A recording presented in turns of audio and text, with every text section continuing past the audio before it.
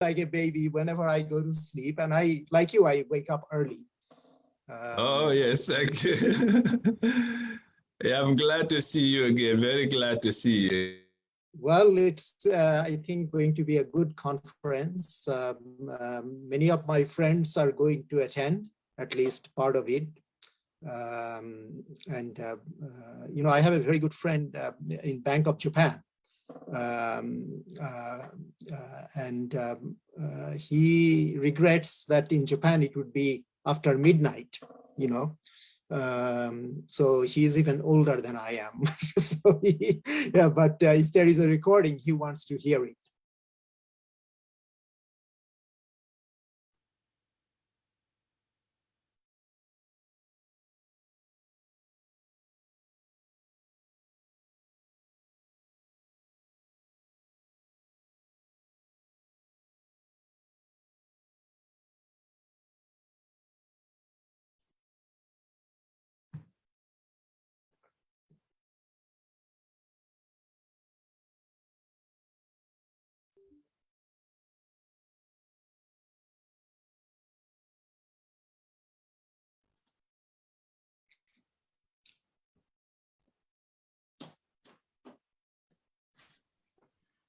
Yes, I heard that you said that because of the timing, they would record it, I believe, so you can get it to him.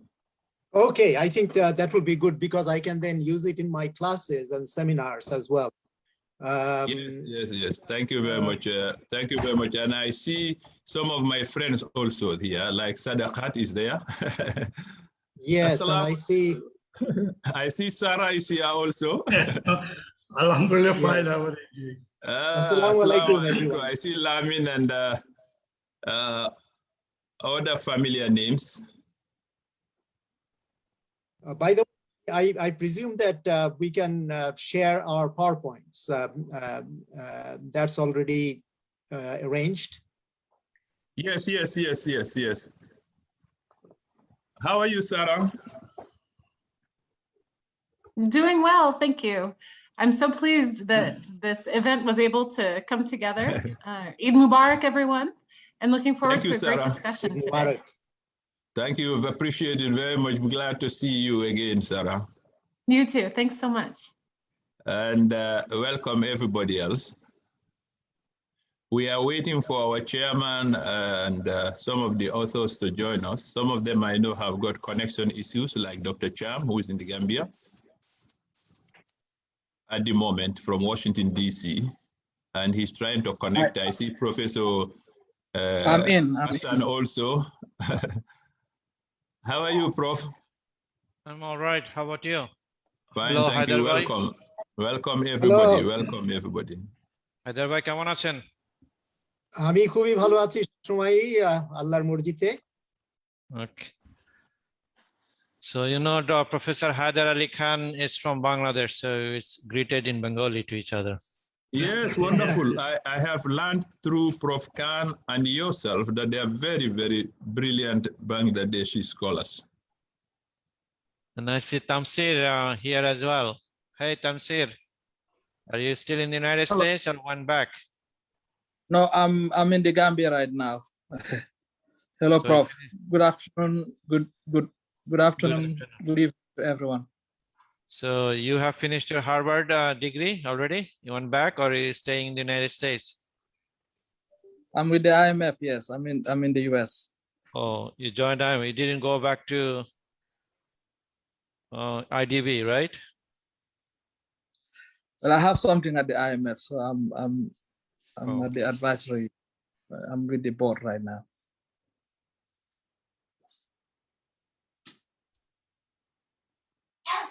Okay, I also see Sarah. Sarah is from Norway, right? That's correct. I'm currently in the U.S. at the moment. We've been able to visit family finally, so thrilled to be here. Although, given the spread of the Delta variant, we're not doing anything. We stay inside, but still, it's good to be with family. So, what is then going on with the project that you have? Yeah, well, we have a meeting next week with the researchers to develop the fieldwork plan. and to finalize some aspects of like the data sharing and protocols for data collection. And we'll commence field work as early as next month. So things are moving along. We're anticipating probably another project meeting in December. So looking forward to bringing you in back to the discussion after we get sort of the first round of field work underway. Right, thank you. Yeah, thank you. I'm so pleased that you're able to participate actively and join us. It's really a real delight and an honor, so thank you. Yes, Sarah, you are definitely ahead of me. I'm really honored to have this wonderful team, and you are all extremely busy gentlemen and ladies. To have made this time is something really I appreciate. I know how busy all of you are. So thank you very much indeed. We are now waiting for the chairman of the session, as well as the CEO of AlHuda. Once they get here, we will get started, okay?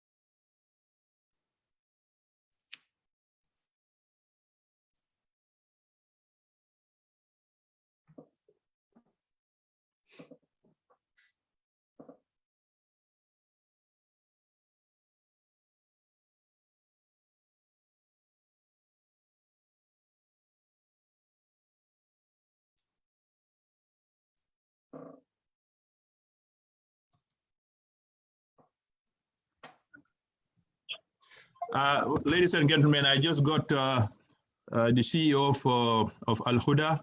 Because he's traveling tomorrow, he's now doing his PCR test. However, he can speak, although he cannot put on his video. So he's now trying to get hold of the chairman, who is in Canada at the moment. The problem of having so many people in so many different locations and time zones with the internet difficulties is always felt in such webinars. So I would like to thank you for your continued patience. Thank you very much.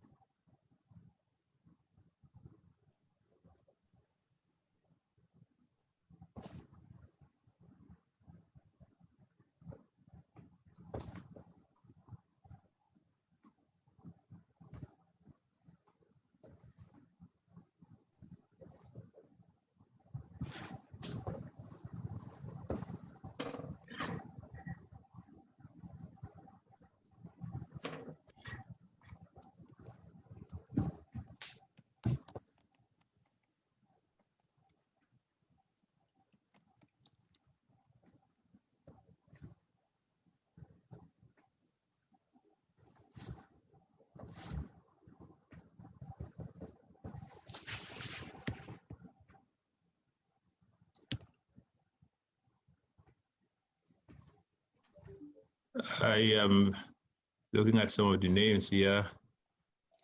I saw Dr. Ture. And Omar is there. Omar, hi Rabi. Assalamu alaikum, Omar. Omar Kebe. Assalamu alaikum, Uncle Karamo. Greetings, Omar everybody. Limbara. Numbara. Greetings, everybody. Yes, Omar is with us from Washington, D.C. Omar is a nephew of mine. So you have relatives all over the world. Oh, yes. If I tell you, Prof, how many nephews and nieces I have, you will be amazed. I have nephews and nieces all over the world, and I'm very proud of them. Working for a variety of international organizations, governments, etc. I have my nephews, different countries in Europe, in America, etc. From PhDs to bachelor's degrees, United Nations, bureaucrats, they're all over the places, nurses, and I believe some of them will be joining us today. I see two of them. Apart from Omar, there is Lamin also, who is a human resources specialist. Wow. Dr. Karabo, don't forget your sister here. Yes, I'm looking for my sister, but I cannot tell from the name. This is my very dear sister from the University of Denver, Colorado. And I provide there. Yes, Akpo Kabal. Kabar Bhai. Malaysia is very dear to my heart because I've got very, very special families in Malaysia. And my sister, Nursila, whom I call fondly Sila, is one of them. We went to the University of Denver together. I was doing my PhD, she was doing her first degree. So Professor Khan, who teaches at the University of Denver, would not know her. Prof Khan probably wouldn't know me. I recently contacted Professor Ray. Yes. Prof Khan, you probably remember Professor Ray? Randy Ray? Macroeconomics. Yeah. Very smart. I know him. Yeah. Yes, it's very, very. No, I remember Randy quite well. We speak frequently, and recently I actually wrote 2 papers on modern money theory. Yes. We are in dialogue. I'm very glad to hear about him. He was my friend, very smart post-Keynesian economist. I remember him. Yes, the helicopter money theory. Oh, yes, been fantastic. He wrote some very interesting papers. I still remember these Balding's balloons, for example. I still remember that. Yeah, we use his textbook during our undergraduate. So maybe Prof Khan and Prof Ray can give a talk at my university in Malaysia. Sure, it will be a pleasure. And Prof Kabir also, I have seen you many times, but I don't think you remember me. What did I say, your sister in Malaysia? In Malaysia, in some other countries, I think in China. You're presenting in a conference, right? Yeah, in conference many times. I also asked for your autograph once. Oh, really? Yes. That's great. And then you say I'm nobody famous, so why do you want my autograph? That is a humble man who would speak like this, and yes. our religion teaches us about humility. So I like that response of Prof. Hassan very much indeed. And Dr. Kamaro, you have another nephew. I am one of the nephews, even he doesn't know me. Is that so? Is that so? Yeah, you have a nephew attending and you don't know him. Is that so? I'm looking forward. Yeah. I'm looking forward to discovering the secret nephew. But Doc, I meet people like that all over during my travels. They walk up to me and say, I'm your nephew, you don't know me, I'm your niece. I get that all the time through LinkedIn, Facebook, etc. And it's always a pleasant surprise. It's always a pleasant surprise, and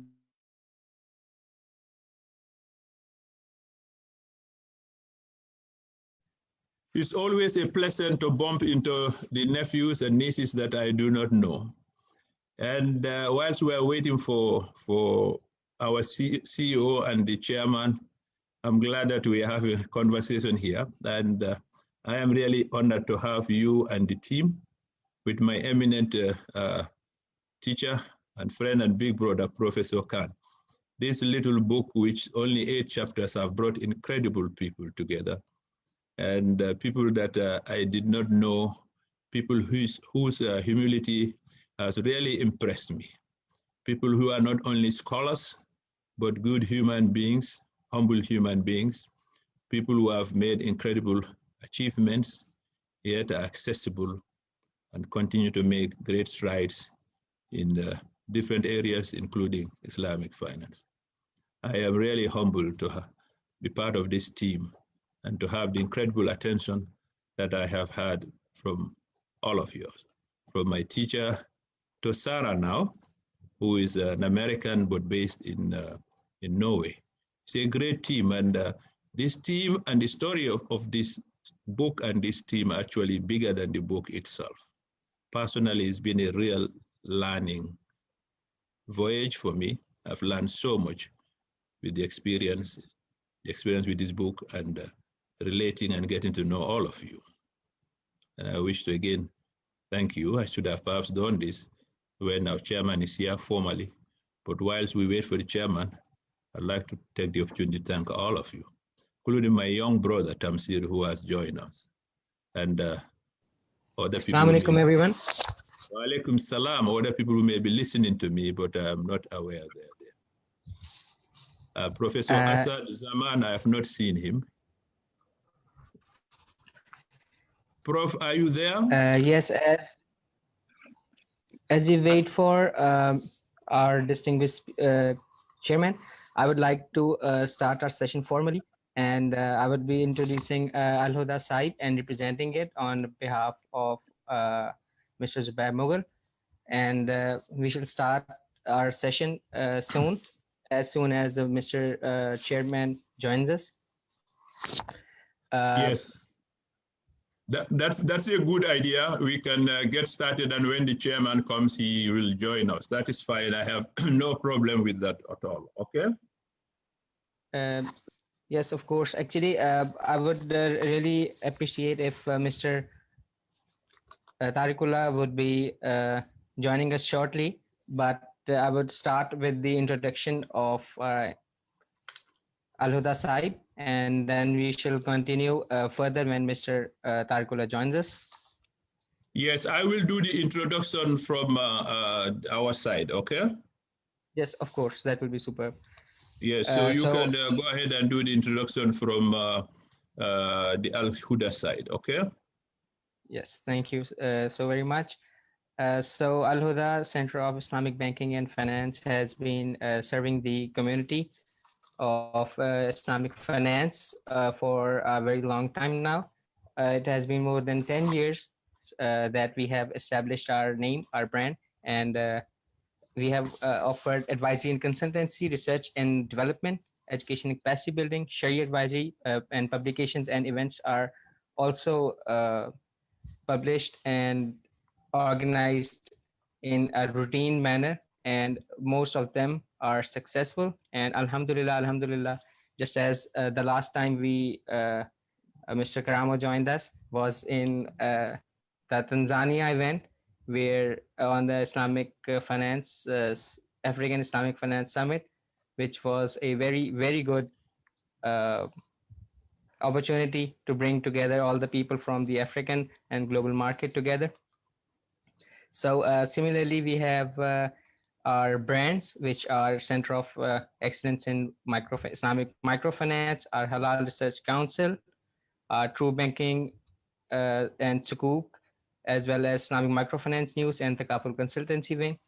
Our Sharia compliant bond will also be starting shortly. We have a diploma, distance learning programs for the Sukuk department and the people interested in Sukuks. Our international collaboration includes CESRIC and other organizations. We have a lot of international partners with us. Islamic microfinance is a concept for the poor, as we know, and Alhamdulillah, AlHuda CIBE has been making progress with leaps and bounds. And the distance learning program on Islamic microfinance has been a real success. We have recently conducted a training on 25th and 26th of June on agriculture, finance and microfinance. Networking and awareness has also been conducted here. Innovation and research, training and capacity building is our specialty as well. Our Takaful consultancy wings have been a success for the most part. And we are very proud that we are opening and not only opening, willing to open and advising multiple organizations from across the world to open their Takaful one window operations and Takaful companies. Similarly, we are also offering Takaful IT solutions, and we also recommend MIS solutions to the people, to the organizations who have come together with us to start the Islamic finance journey. Similarly, Sharia Advisory and Sharia Audit Department of AlHuda is a success as well, with a Sharia audit, constitution of board committees, Sharia reviews, etc. Islamic Microfinance News, IMFN, will also be taking off in a more grand manner, we can say, at almost in the month of August, I hope. And we will be making sure that it becomes a global hub of Islamic microfinance. Halal Research Council is another wonderful organization and a sister concern of AlHuda CIBE. It provides research and development, advisory and consultancy, as you can see on the screen, education, training, and awareness. We also started our internship programs. We are on the 5th batch right now, and the Center of Modest Fashion has also recently started. We conducted a huge forum on the 15th of June, which was successful with the global presence and international people and as speakers who joined us. Islamic Finance and Halal, True Banking and Halal Newspaper are two of our products. Our newspaper journals and articles are published here. Articles are published in these newspapers. Our distance learning programs, which include multiple diplomas like microfinance manager, professional, fund manager, Takaful and Islamic fund managers, and Sukuk professionals. Our distance learning program, as I mentioned earlier, has been largely successful. The Takaful product has been introduced in the Islamic market. We are also focusing on the Islamic micro Takaful project, which could be really fruitful in alleviating poverty if it is successfully implemented. Our postgraduate diploma in halal industry has 4 modules, and it will also be, I really hope, effective in promoting the halal industry, which is gaining momentum right now. This here is a map of all of our global presence, our strategic partners, our regional offices, head office, and distance learning programs. So I will conclude my presentation here. That is all about AlHuda, and I hope that you have I did take some time. I apologize for that, but I hope Mr. Chairman will be joining us shortly. And until and when he has, we shall be giving it over giving over the floor to.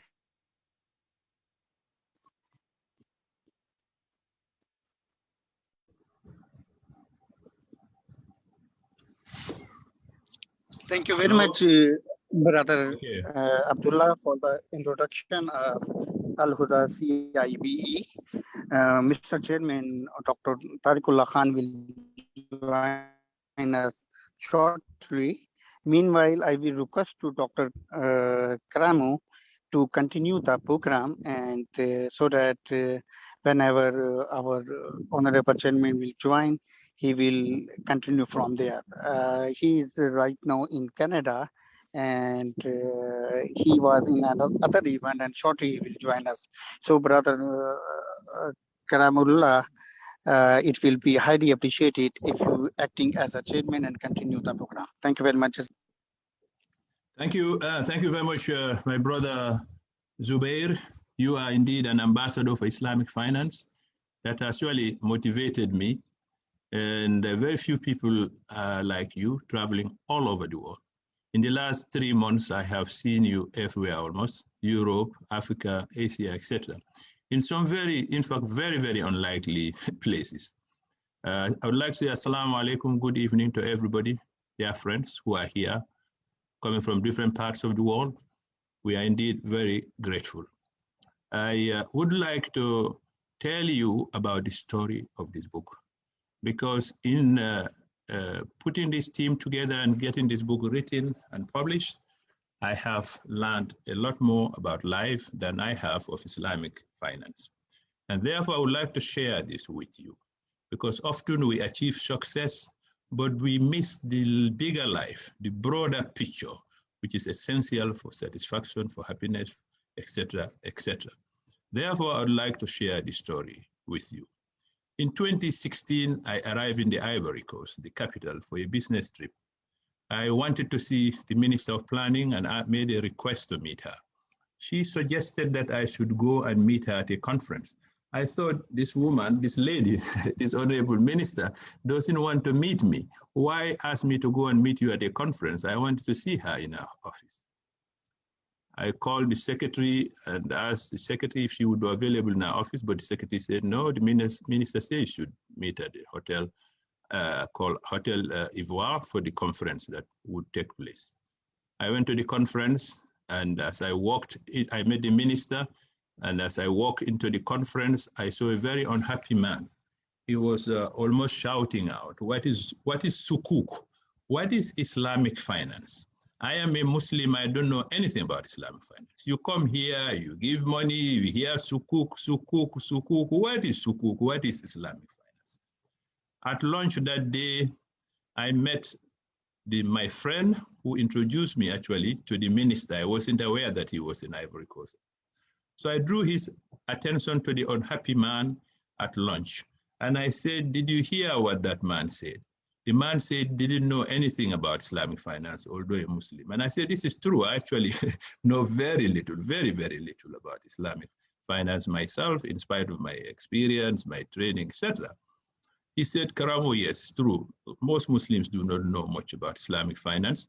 But let me tell you, there's an institute at the Islamic Development Bank in Jeddah that's doing a lot of research. They've got tons of money.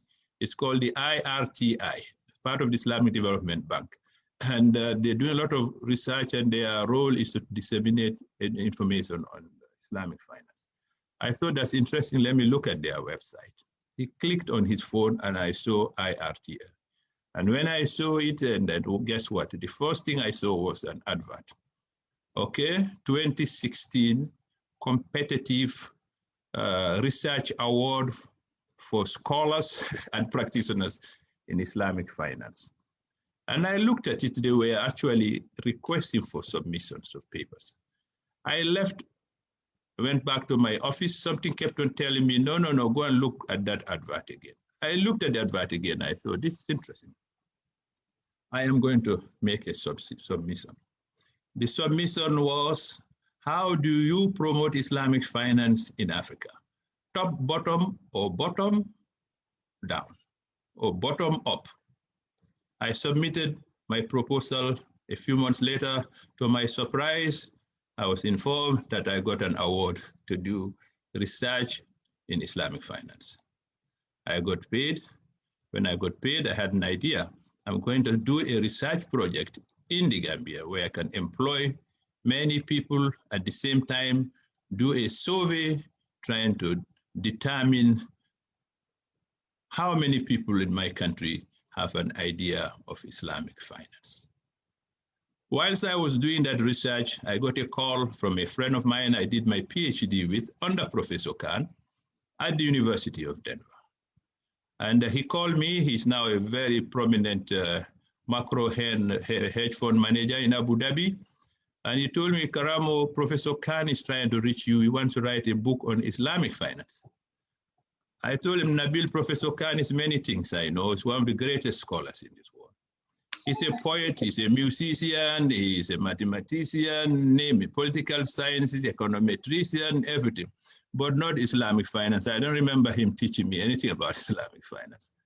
I said, but Nabil, this is very interesting. I'm going to give him a call. I called Prof. Khan, and Prof. Khan says, yes, Karamo, I have an idea. I want to do a book on Islamic finance. I said, Prof, this is very interesting. I'm doing research on Islamic finance.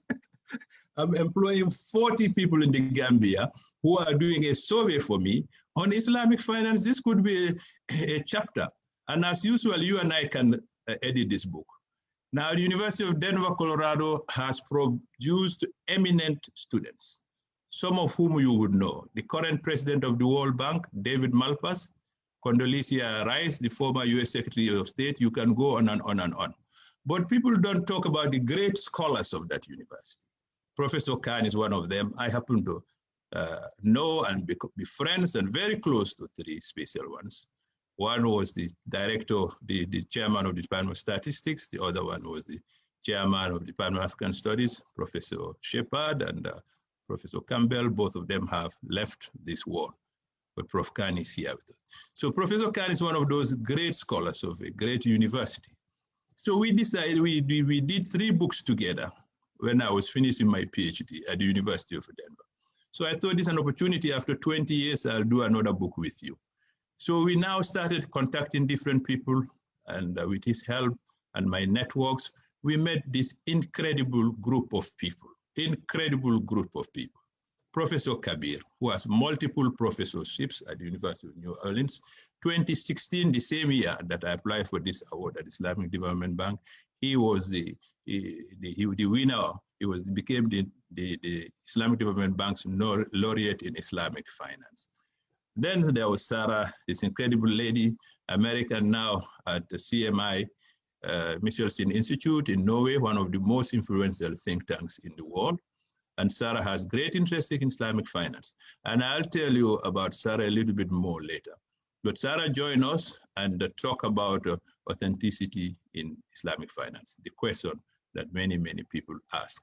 And we also had Azad Zaman, who at that time was the chancellor of the Pakistani Institute of Development Economics, a great scholar whose opinions on the issues are not conventional, a man who has great knowledge over the years, mathematician, like most of my authors, top university, PhD Stanford, mathematics, economics, like all of my prominent speakers, a great thinker.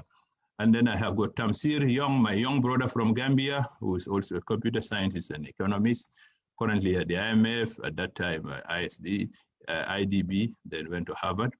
And then I've got my dear sister I was talking to you about a little while ago, my sister Nursila, who is an authority in Malaysia for sukuk. Then it was the vice president of ethics at the Islamic Development Bank, whom incidentally I met at the conference in Abidjan, where I met the unhappy gentleman asking about what is Islamic finance. And when I call this gentleman, the vice president for ethics at Islamic Development Bank, I got a secretary, and I had a good conversation with her on the phone. She was very, very cooperative, and I told her where I met the vice president and what I wanted. She said she was just there temporarily, but she would convey my message. And I got later on a message from the vice president, and who was generous and decided to contribute also to the book. And I have therefore this fortune of getting this eminent group of people together, plus my team in the Gambia, who did an excellent job in spite of certain constraints to do a survey for us. I don't know if I have forgotten any other person that I should introduce. Now we worked together, and I found a publisher with the help of Professor Khan in America, an engaging publisher. Then came COVID, the book almost didn't come through.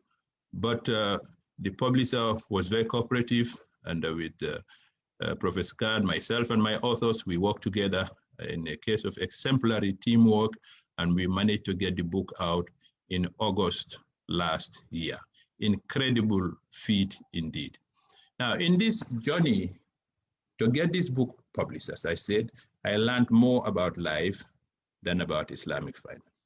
I'm not a scholar of Islamic finance. I got interested in Islamic finance as a Muslim. And as a Muslim, I want to promote Islamic finance. In addition, I do believe that many issues of interest to Muslims as well as non-Muslims today are actually addressed or can be addressed by authentic Islamic finance. What are those issues? Financial inclusion, inclusive growth. Even people forget the youth, the women, the Prophet ﷺ's wife, Khadija, was a businesswoman. When he got the inspiration, who did he speak to? One of the earliest people was Ali radiallahu anhu. Radi, at that time, I forgot, probably about only 15 years old. People like Prof. Khan, Azad Zaman can get the exact age. I don't know, I'm not sure, but he was a boy.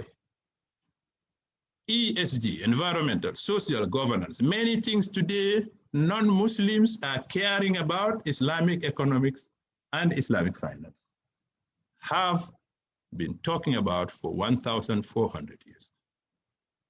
The only thing we need to do, Muslims need to go back to those principles of caring for each other and caring for others, working with non-Muslims to tap the potential of Islamic finance for the benefit of what the world cares about, Muslims and non-Muslims.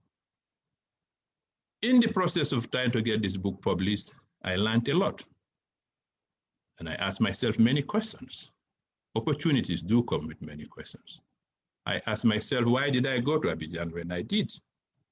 Why did the minister say to me to meet her in the conference? Why was this unhappy man speaking when I just walked into the conference hall? I asked myself many of these questions. Why did I go to lunch and meet this gentleman who told me about IRTI, and I clicked on the button and there was the advert, and I got the advert? Why? I asked myself these questions. I learned about kindness, talking to a secretary who was only there temporarily in the vice president's office, was happy about something that I said, helped me reach her very cooperative and nice boss, the gentleman, Jagana, who agreed to also write. I asked myself questions about Sarah, whom I met only electronically through Professor Khan, who called me later and said, Karamo, we noticed that Muslim migrants, listen to this, Muslim migrants in Norway do not like to go to banks to take loans, even though the government would like to encourage them, because we want them to settle down, become productive citizens of Norway, and to live with the rest of society. We want to empower them economically. But these Muslim immigrants from Syria, elsewhere, war-torn countries and other parts of the Muslim world do not want to take loans because of what? They say there's something called riba. Sarah said, we want to do research on how to empower these people. And today we have brought together, thanks to Sarah's initiative, prominent scholars and practitioners, top major institutions such as the IMF and academic institutions and my humble selves to do research in Norway. I'm not talking about Gambia, in Norway, on how to empower Muslim immigrants in Norway and make them productive citizens of Norway and of this world.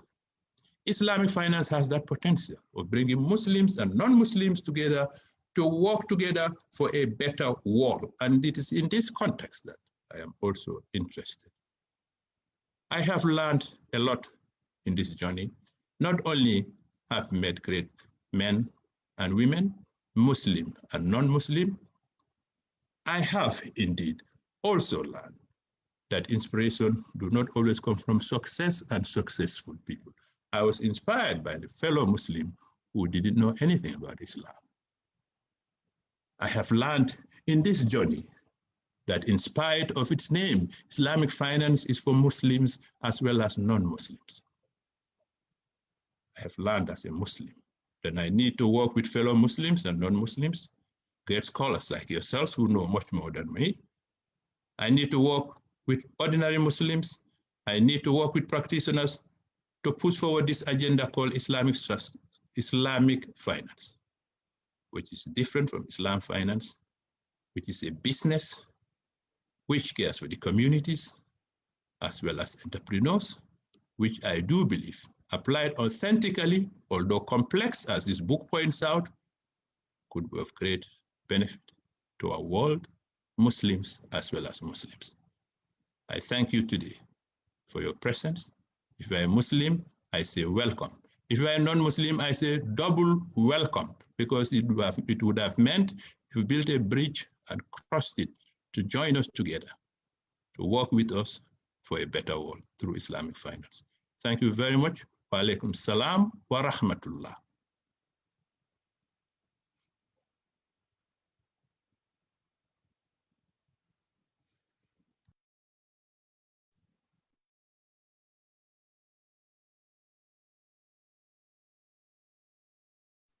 Our brother Zubair, if you are there, you may take over now. Okay, brother, as I requested that until brother Dr. Professor Tariqullah have to join us, you have to be chair of this event and moderate to the next honorable speaker. Thank you very much. Okay, thank you very much, Brother Zubair. It seems by default I've become the chairman. I am honored to be the chairman, and I wish to thank you very much for passing the ball over to me. It's with great pleasure to call my teacher and my friend and big brother, Professor Haider Khan, to now talk about chapter 1, which is the introductory chapter, which ties all the chapters together. And I would like to call Professor Khan now. I must apologize. Before I call Professor Khan, I need to call our chief guest. And the chief guest, as Professor Khan told me, is an Asian terminology. In Africa, we say guest of honor. Professor Kabir Hassan, to say a few words before I call Professor Khan. Thank you very much. Bismillahirrahmanirrahim. Assalamu alaikum wa rahmatullahi wa barakatuhu. Well, thank you very much, Dr. Karamo. I see could you please turn off your microphone? Somebody's got background noise. Please turn off your, can you put mute, okay? Please. So, thank you, Dr. Karamo. I see a few familiar faces. Professor Haider Ali Khan is from my country of birth. I see his face after many days. And actually, he has shared the first chapter long before he started writing this book. I see Sarah Tobin here, whom I met on Zoom on a different project. I see Tamsit Cham, whom also I know from IRTI. And I know, of course, Professor Tariqullah Khan, and of course, a person that I greatly admire, Professor Asad Zaman. So I will take little time just to set the ground on those who are familiar with Islamic finance and those who are not familiar with Islamic finance. So, you know, the place of finance in Islam, and Islam is a way of life, and it is a different dimension. You have the faith and belief, you have the practice and activities, you have the moralities and ethics. And for the practice and activities, the man-to-man activities, the muamalat or commercial jurisprudence that you talk about. So that relationship has nothing to do whether you are Muslim or non-Muslim, whether you are brother and non-brother. You have to follow that muamalat principle, be just, be nice. And these principles are the same in every religion that I have studied. And out of this man-to-man activities, you have economic activities, and within the economic activities, Islamic finance is a subfield.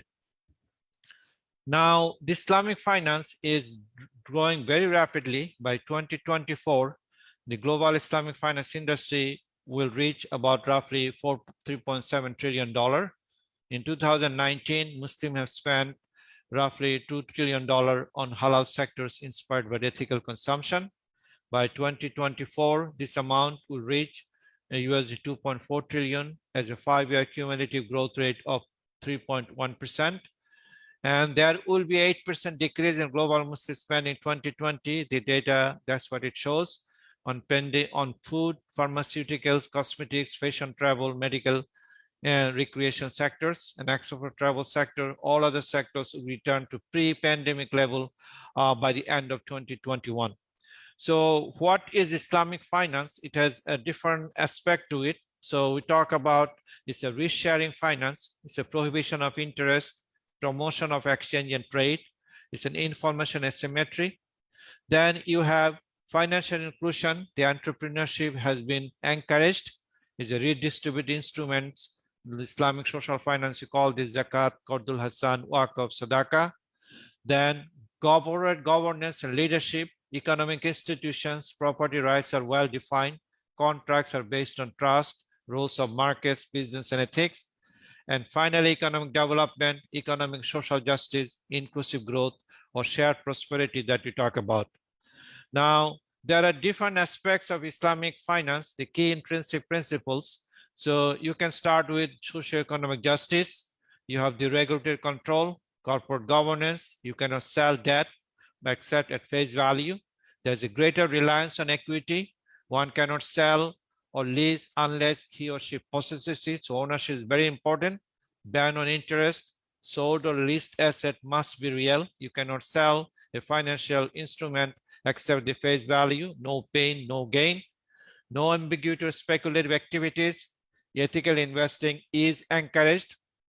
Proper risk management is also encouraged. So I want to emphasize the 4 points that is shown in this circle that you see. Riba is prohibited in Islamic finance. Earning money from money or interest is prohibited.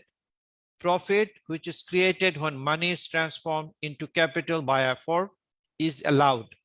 However, some forms of debt are permitted where these are linked to real transactions and where this is not used for purely speculative purposes. So how does it link to market failure? A real return for real effort is emphasized. Investment cannot be too safe, while speculation is discouraged. Investment cannot be too risky.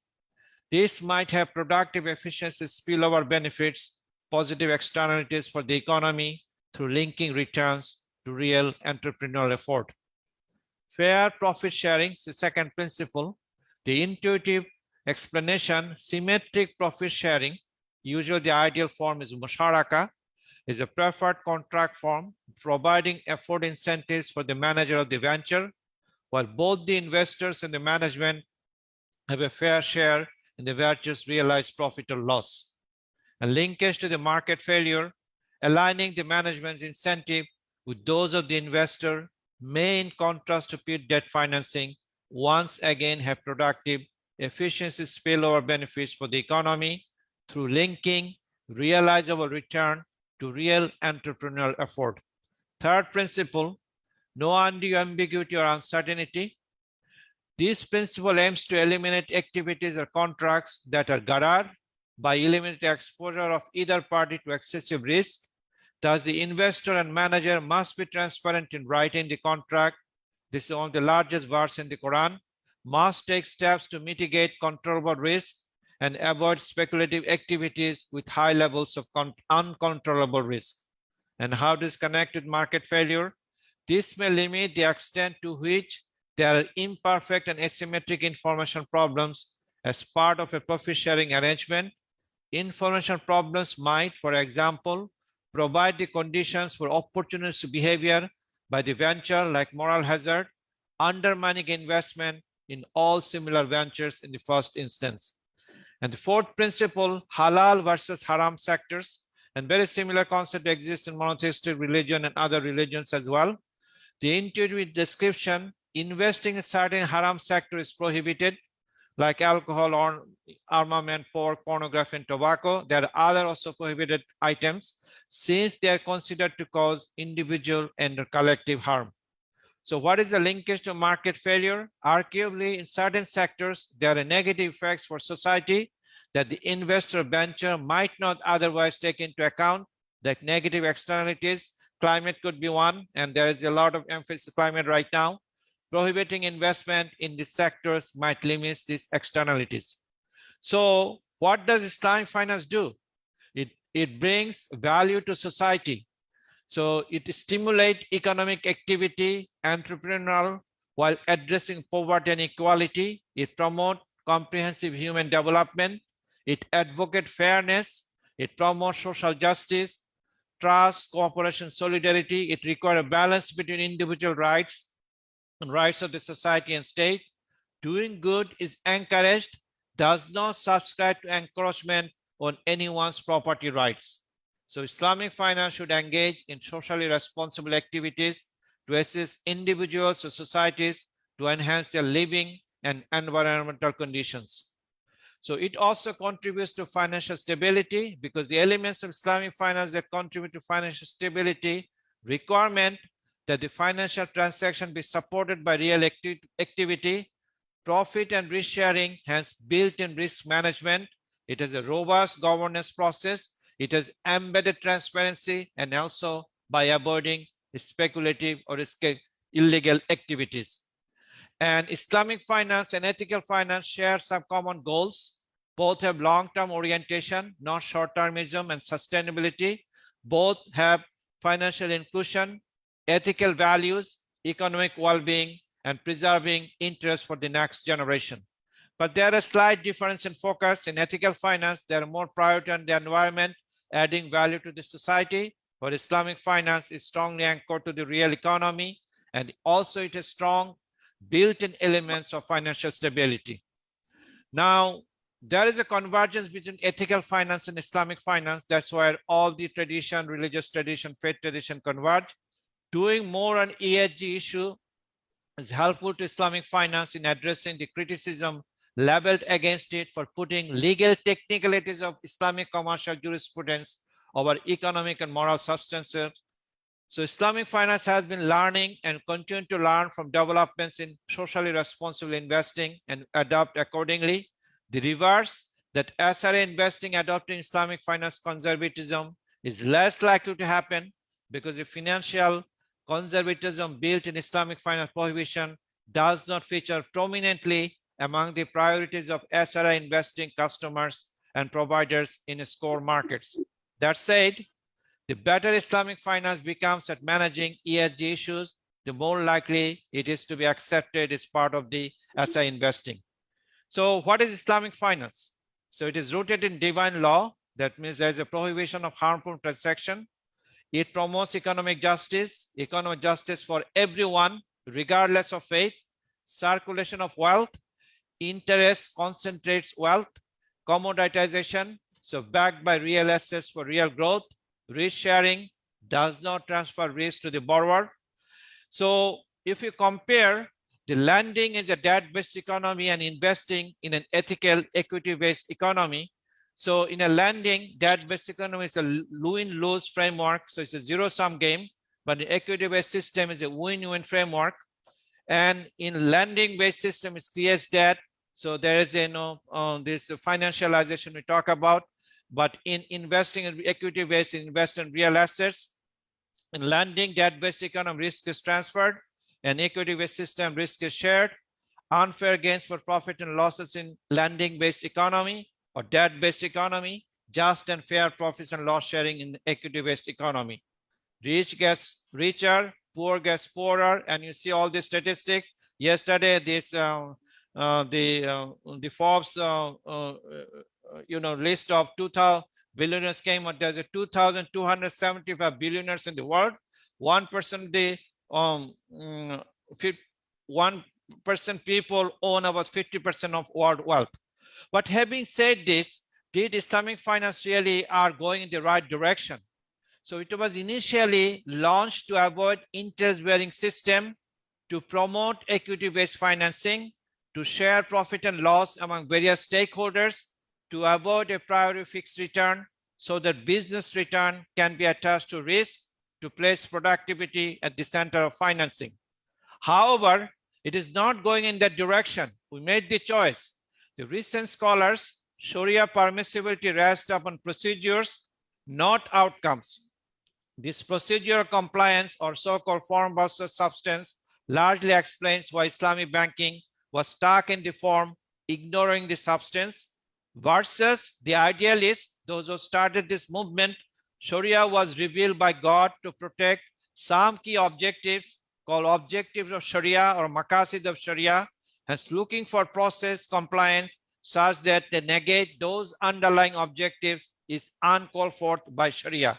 And consequently, the practitioner right now, because Islamic banking has to compete with conventional one in a mixed system, it is necessary for Islamic banks to have efficient and attractive products, else Islamic banks would fail, as most of the bank customers look for procedural equivalence. So we really need to relook into a few areas in Islamic finance. We have to redesign the banking objectives in line with the social needs, promoting entrepreneurship, connecting Islamic bank to social activities, regulatory sufficiency. You have to harmonization policy and practices across border.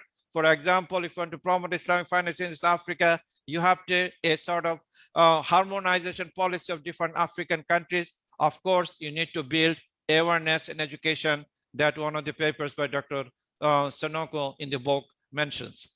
Now, when we talk about we are fighting, when you come with Islamic economics, there are different take on this thing. One take that you take the conventional thinking of economic policies and models and add Islamic elements with the conventional system.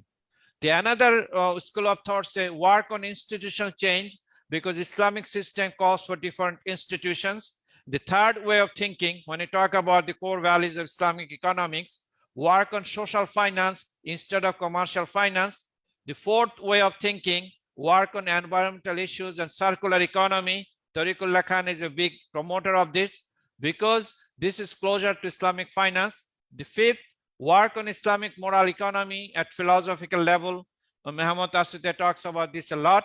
Number six, create new paradigm by rejecting everything conventional and build on different mindset. This is what Professor Asad Zaman talks about. And finally, focus on ways to address social and economic challenges using Islamic principles. So you take you take one of this way, but I would support the step number 7, probably that is bringing all the different contrasting views and ways of thinking Islamic economics. So what are the issues in Islamic finance? Right now we have a lack of innovation. We have revolving around Sharia principle, oblivious of social impact, not considering environment, using conventional benchmark, slow in technology integration, lack of uniform Sharia governance code applicable, no model law available for Islamic finance that could be localized, awareness among the stakeholders, including public, and lack of talent pool required for the industry is still a challenge. So what you should do, you should align with maqasid of Sharia. You merge Islamic commercial finance with Islamic finance. You focus on achieving United Nations SDGs. You link with the circular economy notion. You initiate law harmonization effort, and you develop a model Islamic finance law that will give certainty in cross-border transactions. But I want to add one principle called Adl and Ihsan is the crux of Islamic finance. Having the right intention and right mindset, you add on the top of this, doing the right thing, doing it in the right manner, and engaging with others positively, and that will give us Adl and Ihsan, and that is the ultimate goal of Islamic finance. In order to do this, you have to consider Sharia principles and role, maqasid of Sharia, other broader objectives, for example, ethics and values, legitimate business objectives and sustainability, corporate social responsibility. So there are, this is my last slide. So there are 4 challenges that Islamic finance need to really face and tackle. One is a communication gap, misconception, a misunderstanding, and misplaced notion about Islamic finance must be removed through awareness and advocacy program. There's a trust gap.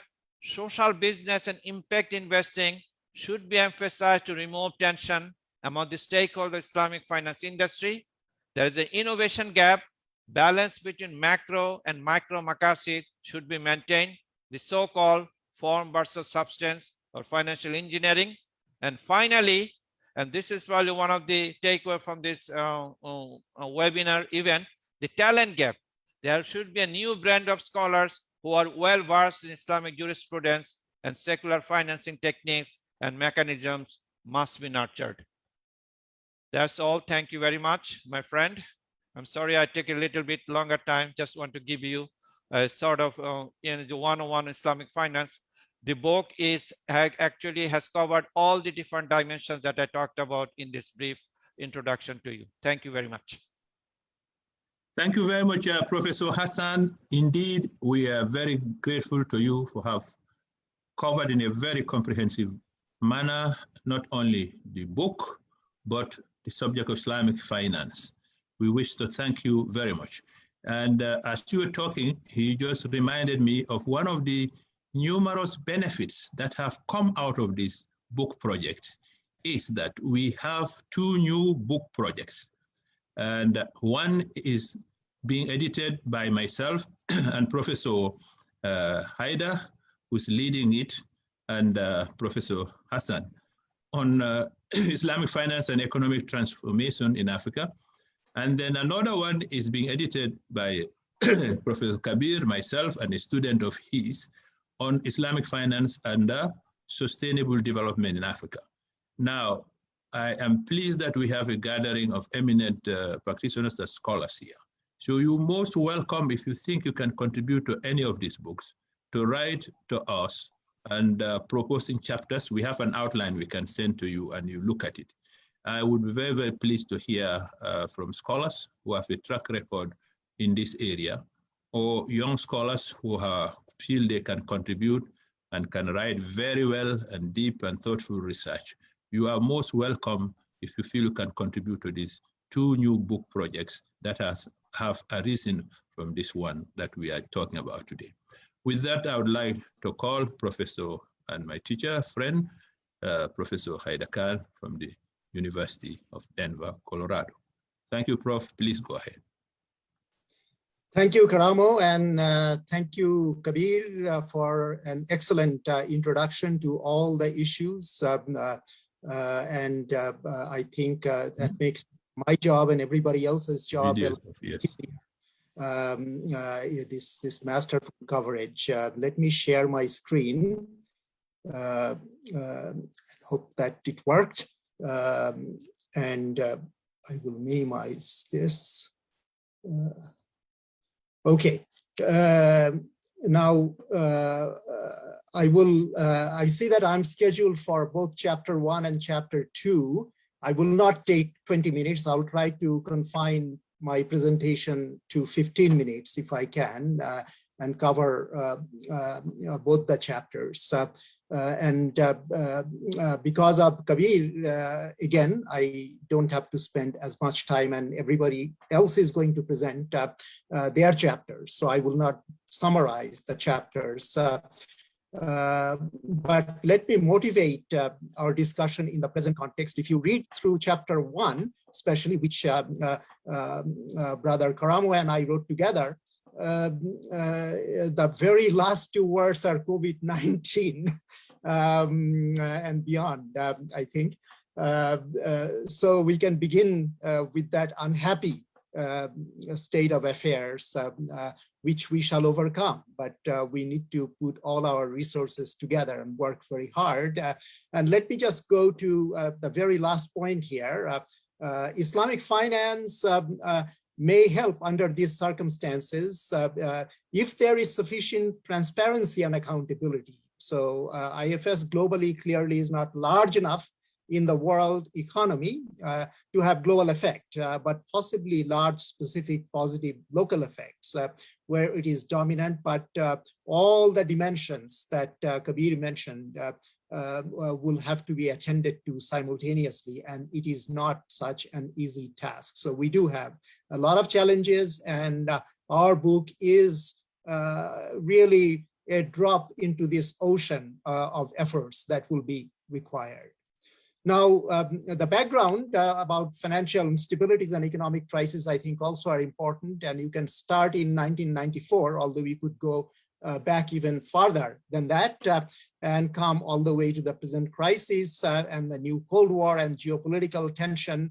And clearly, I have argued this forcefully in many different fora globally, at the UN and at the World Bank and Asian Development Bank and other regional fora, that a new global financial architecture is needed. And Islamic financial system can play a beneficial, stabilizing role, can even be a role model, and interfaith and intergovernmental dialogues can be a good start. Even the IMF now has recognized this, and I have a link here to an IMF, a brief IMF recognition of this.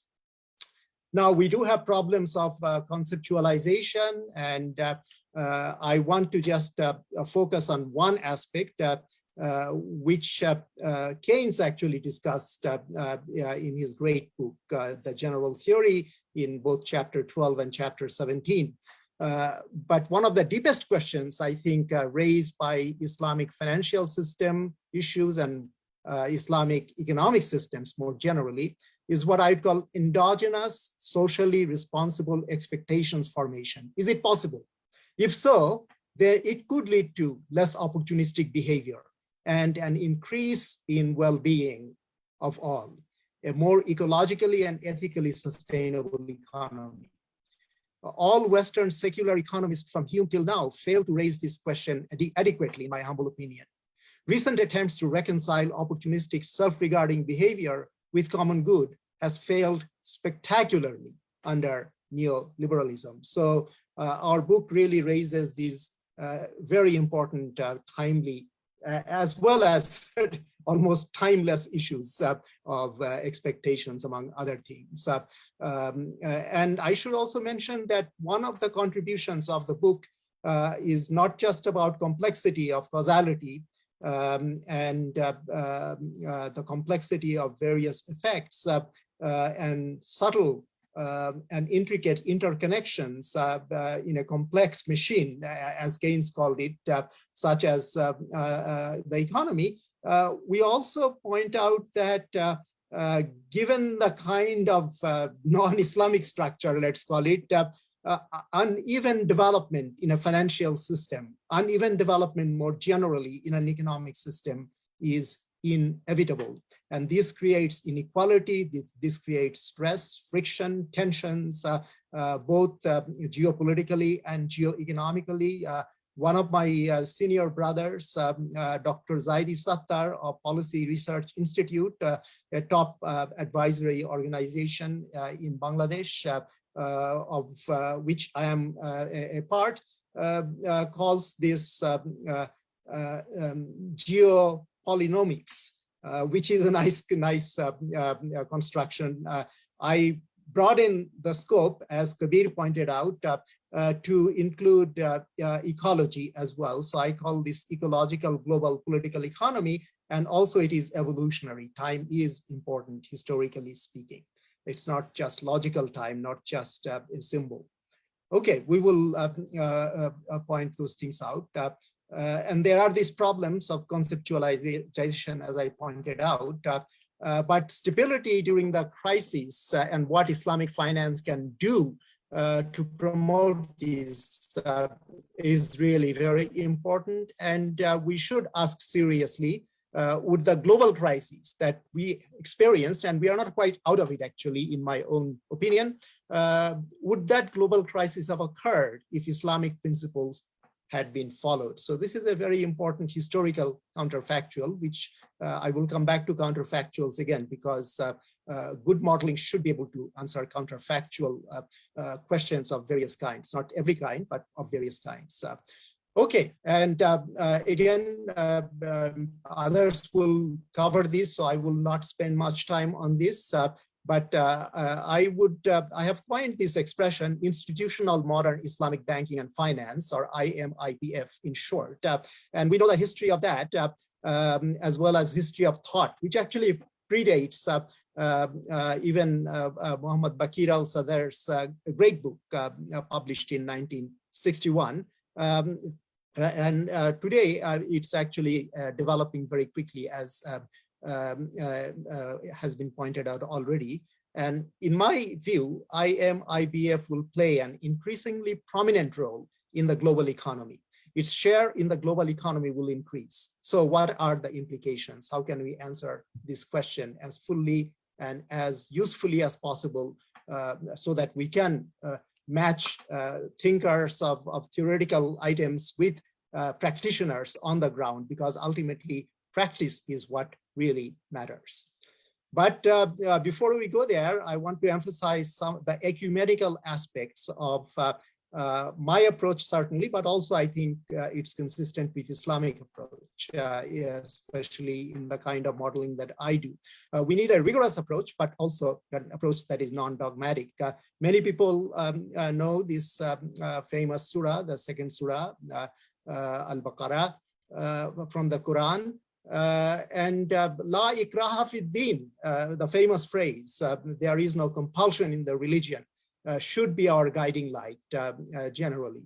And we should be guided, as Kabir pointed out towards the end of his talk, by both Islam's ethics and Islam's ontology. I don't have much time for this, but I should just mention briefly that my engagement with Islamic thought really began very early in my life.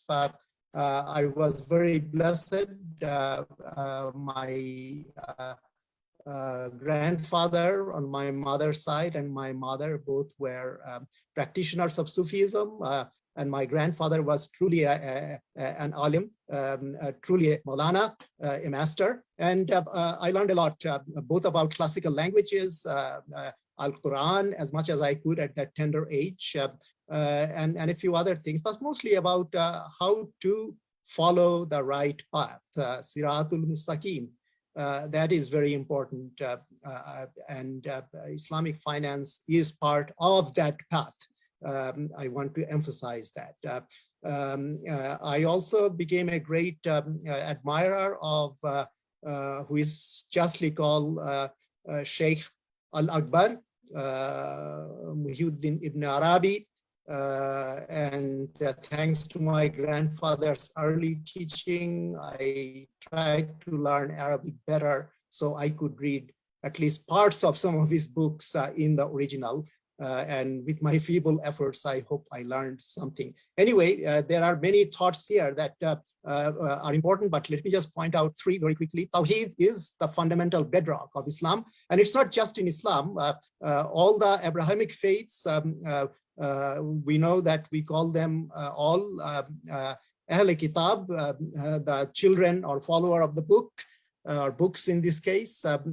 But all other spiritual traditions that I have come into contact with and I know of, all actually ultimately get to this unity that we can ultimately get to, starting with multiplicity. And then secondly, the signs, ayat. And actually, one of the deepest part of Islamic epistemology is really the study of signs. Anne-Marie Schimmel, the great Islamic scholar, probably has done some of the best work in this area. But of course, Hazrat Ibn Arabi has been a pioneer in this, in his many books, but especially in Al-Futuhat al-Makkiyah. And then finally, light or nur. It's very important to understand light, both the physics and metaphysics of light. I will leave it at that.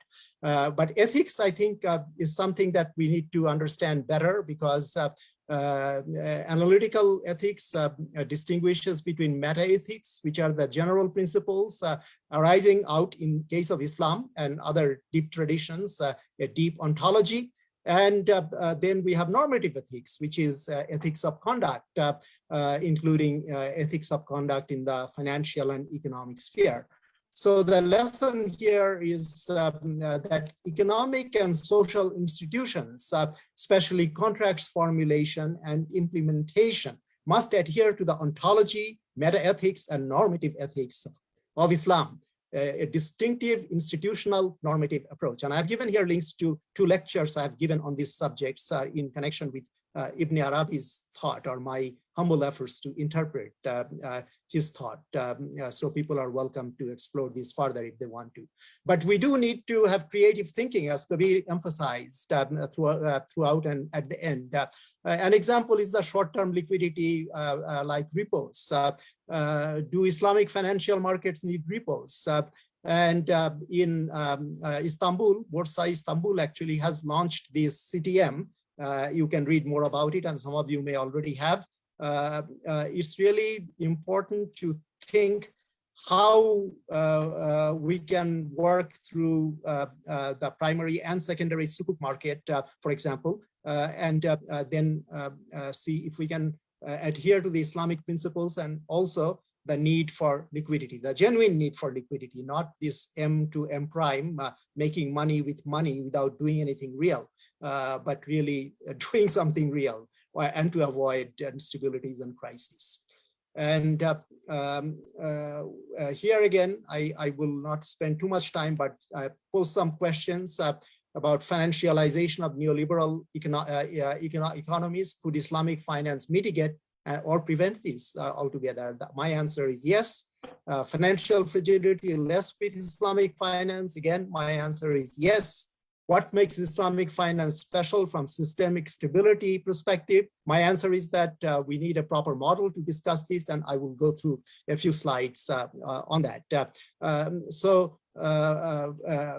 An important point is that capitalist monetary production economies, CMPE, are dynamically unstable and suboptimal, even with state interventions. And therefore, a fortiori, neoliberalism makes CMPE even more unstable and unjust. Can Islamic finance create more stable and just monetary production economies? And my answer again is yes. All these need arguments, and I don't have the time for those, but in the book there are some, and I've written elsewhere other material that can answer to some extent these questions. But we have to, at the end, understand this proposition, that IFS embedded within an IES, Islamic financial system embedded within an Islamic economic system, is guided by a socially embedded intersectional capabilities approach, SEICA. And what is that? This is one of my inventions, but relying on the great contributions by one of my teachers, the Nobel laureate, Professor Amartya Sen, as his name is pronounced in America. He, as you know, introduced the idea of capabilities, which conforms very closely with Islamic precepts, I would claim. But I have given it social embeddedness, and I have given it an intersectionality dimension, which, as you know, is very important in today's complex world, with complex identities of people and complex means of livelihood and social identities. So I think this is somewhat of an advance. And then there are complicated Sharia interpretive issues, as all of us know. And I have given you a link to one example of this. Let me also emphasize that there are many levels, at least 3 broad levels: micro, meso, and the global level. And then we have to pose specific counterfactual questions regarding economy-wide systemic stability, but also trace it through all the way to the minute levels. So finally, what does a structural computable general equilibrium model do that I have in chapter 2? Well, inter alia, it clarifies the nature of Islamic and other economic relationships and institutions precisely through mathematical expressions. Questions regarding the real and financial sector linkages and endogenous instabilities can be posed precisely. It also reveals the strengths of the IFS and IES in avoiding excessive risk and uncertainty and close connections between efficiency and equity through markets, social institutions, state, and ultimately well-being indicators and households. So it is an integrated approach. That's the intention anyway. It presents an alternative, more realistic and normatively attractive mixed economy model, which can be explored, and we can go from one extreme to another extreme, from complete neoliberal model to complete Islamic model, for example. Reveals the coordination problems intertemporally. As I said, time is very important historically in such an economy. Poses problems both qualitatively and quantitatively for IFS and IES to solve in a Sharia compliant ethical manner, and lends precision to verbal analysis. It can also reduce the probability of GFCs, that is global financial crisis, or even regional financial crisis occurring in the future. And I again want to alert us that we do need a dynamic structural CGE model to answer all these questions. And then the model that I present in this book, which I'm expanding right now as we meet, it begins with a responsible, socially embedded, freedom-oriented concept of development, consistent with the Islamic ideas of Tawheed and Al-Adl and Haq, which is very important, as I discussed in my previous slide that I did not elaborate on. It presents the key concepts of Islamic banking and finance. It presents a detailed typology of important Islamic financial instruments and contracts arrived at through critical reflections on the above-mentioned Islamic concepts and principles and reasoned interpretation of sources of Sharia. Also presents the multi-structural, multi-sectoral, integrated real financial CGE model, incorporating inter alia and Islamic banking sector formally in equations specific to this sector. They can easily be expanded for all the FIRE sectors and beyond. And I have done similar kind of analysis specifically used to explore crisis, which is already published, and I have a working paper now, which is more elaborate. And in this model, there are 15 interconnected modules with 233 equations with significant non-linearities, incorporating uncertainty also in a novel manner, using a new type of Shannonian information theory. Claude Shannon has been a pioneer, great pioneer in looking at information in an entirely different way that's also applicable in terms of channels of communication. And also the dynamics also is somewhat novel, called dissipative dynamics. I won't belabor all these points, but I want to also emphasize that there is a great need for young scholars, especially, to decolonize their minds, because many of the Islamic countries lost their greatness that they legitimately had in all areas of life because of colonialism and imperialism. It's not the only reason, but it's a big part of it.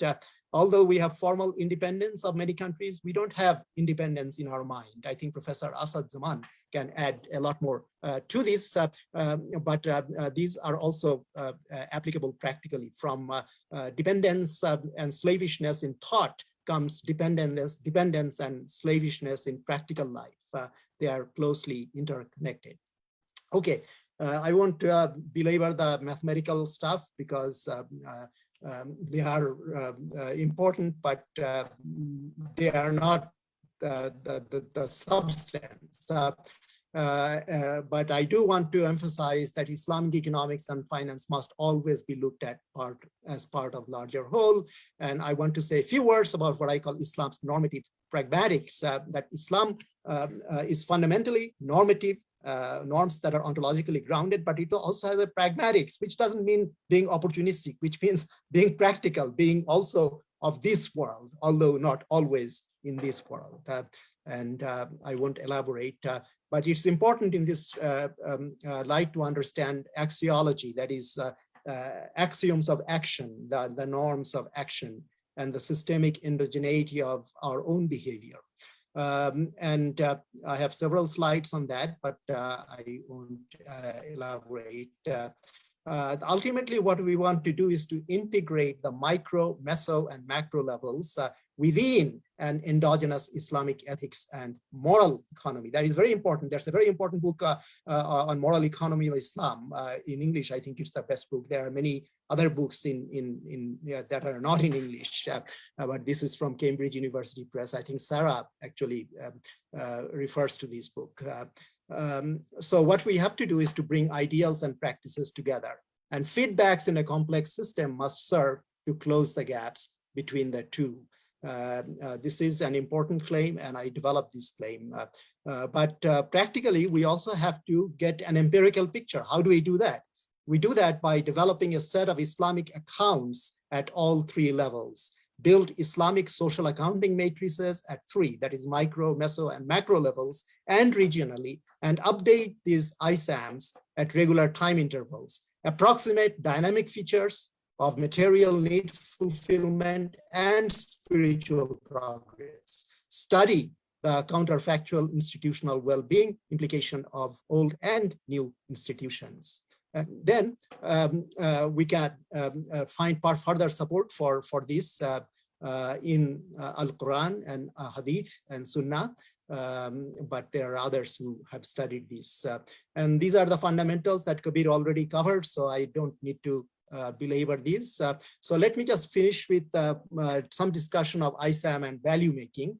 That Islam really emphasizes value making, not value taking without making any value. And that's the fundamental point. But technically, we have a lot of resources at our disposal, starting with system of national accounts, measuring contributions of some of these components much better from the Islamic point of view, thinking more deeply about profits versus rents and how we can include each, and patching up will not be enough. So this is really a new research project that I would encourage younger people especially to get excited about and to pursue, and people who are institutionally active to incorporate these into their work plans.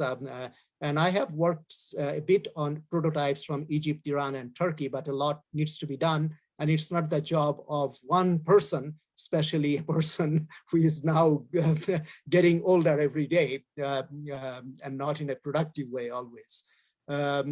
So we have to capture inequalities. This is very important. Even the inequality of labor income, which I have put as moderate, is not true anymore because we have these super managers who are paying themselves a lot of money, and it's not certainly, in my estimation, consistent with any kind of ethics, including Islamic ethics. We need to do case studies, and I've done a little bit. I gave a lecture at American University of Beirut a few years ago, and it's online, so you can, if you're interested, explore further. And I have given more thoughts on how to start building these SAMs, and then how to look at them more detailed, in a more detailed way, mathematically, using graph theory, neural networks, etc. But I won't belabor those points. You can also actually use formal twister strategy. Twister theory is very important. The Nobel Prize winner, maybe last year, he is a great pioneer of twister theory. And we can again study the dynamic endogenous instability of a purely capitalist economic system using this. Anticipative dynamics, I already mentioned that. Let me just, I'm getting close to the end. Let me mention quickly that a model, or whether verbal or mathematical, does not work in isolation, has to always work with the decision maker, the policy maker, and there will always have to be active interaction between them and mutual understanding through dialogue. And this is very, very important. That's the way I have worked throughout my life, because I have been both an academic but also an advisor to various entities, including regional banks and the World Bank, and also the UN. We have to link the models and policies practically. And this is a flow diagram. I won't belabor that, but one particular way to do that is to follow what we call structural path analysis, and constructing a social accounting matrix is first step. Then we have to find causal policy variables and change one or some of the causal policy variables and trace the different causal paths through which policy may affect socioeconomic outcome. And I've done this for Africa with COVID-19, and I've also done this for Bangladesh for COVID-19 also. So you can look them up. So let me sum up before I end. So we have micro firm level complexities, Sharia compliance and strategic behavior, problems of asymmetric and incomplete information, and uncertainty and complex contract. We have sectoral level interlinkages, distinctive problems for Islamic finance and what I have called Islamic research strategies, intersectoral input-output flow of fund, and Islamic SAM connections and instabilities.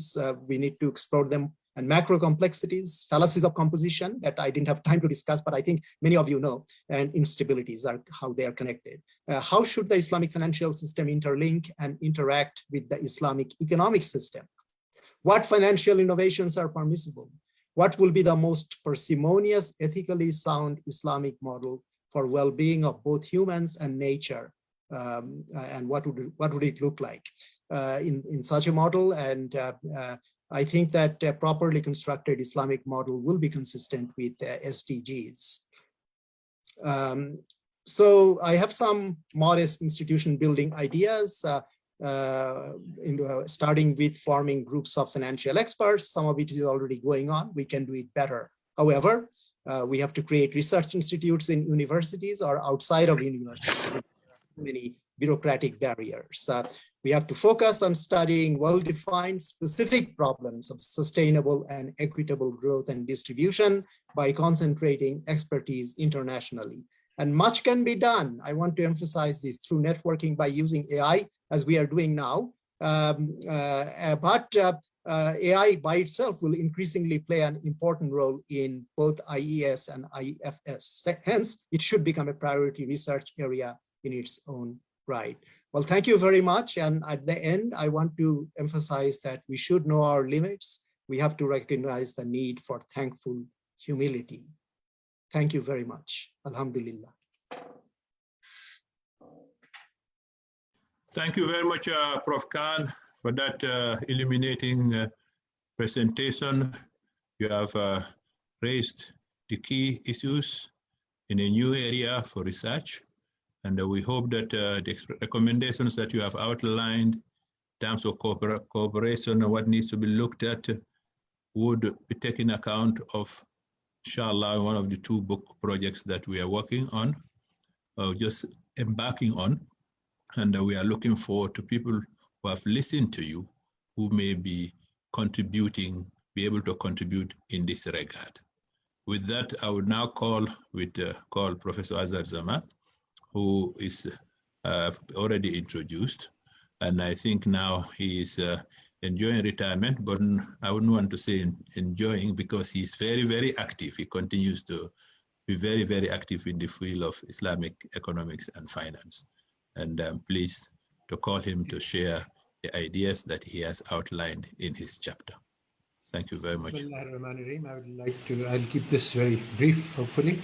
First of all, as far as what I'm doing, I am now in process of, I've come to the conclusion that all of modern social science is deeply Eurocentric, and it just needs to be junked and rebuilt from scratch. And I am proposing that we can go back to Ibn Khaldun and build on the foundations. And I would like to call this Ulumul Umran to start as a replacement for social science. So that's the project that I'm working on. Now, with respect to Islamic finance, I would like to just make 3 points. First point is that there is a huge amount of discussion about interest and musharka and Islamic finance, but the elephant in the room, which very, very few people discuss, is the money creation. And that is really the big, where the big issue lies. Currently, the system in advanced countries advanced, financially advanced, is that nearly all of the money is created by the private sector.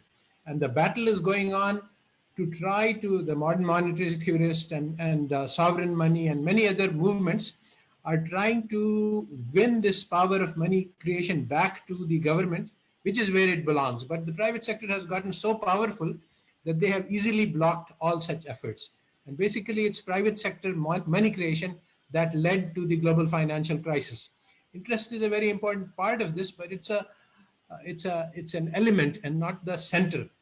So this is a dilemma, because if we consider, and this is what my article is about, who should have the power of money creation? So the sovereign money, modern money, they all say that the government should have it. But we see a deep problem with that. And that's why the private sector argues against this, that if the government is also very corrupt, and this is also true all over the place, we see if we give the power of money creation to the government, then they will, the politicians will be flying all over the world and filling their foreign. So this leads to a dilemma, which has a very interesting solution, which I have suggested. I am providing a link to this in the notes. I've sent, I'm trying to send a message. Oh yeah, with the link to a new vision for Islamic banking. And basically the idea is to give the power of money creation to Islamic banks. Of course, the banks already have power of money creation, but the point would be that instead of doing money creation and investing in privately beneficial projects, and maximizing profits, they should invest in socially beneficial projects. And so there are many of them, but the one that I think is of primary importance is that they should invest in the people. So I think that there is a one very special type of loan that could be initiated. This would be called a life loan. So every child who is born can get arbitrary amounts of money to support its life functions from the Islamic banks, with the understanding that if he becomes eventually a productive member of society, he would pay back from the earnings that he has. Now, in this process, we need to have the government involved to ensure, because this would be just exactly as in the US, the 30-year mortgage came into being because the government managed to step in and ensure safety. Since it's the primary function of the government to provide social welfare, but if we actually directly give the government this task, then there is enormous amount of corruption, and even lack of corruption, we have incompetence. The government doesn't have enough expertise to be able to manage such a massive task. So for this need, the government needs to provide financial guarantees, but we need to engage the communities. And the communities is where so we should need to put responsibility on the communities to make sure about eligibility, make sure that everyone who needs it gets it, and those who are ineligible don't get it.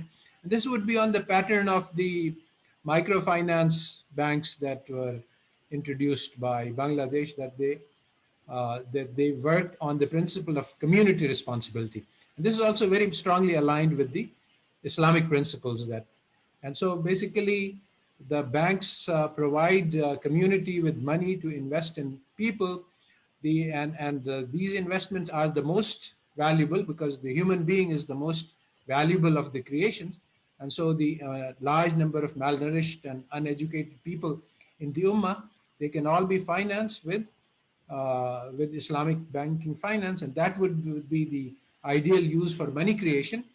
And then the payment back would automatically happen naturally, but it can be backstopped by the government, and the communities would make sure that responsibility occurs. And so that's really all that I would like to say. Thank you.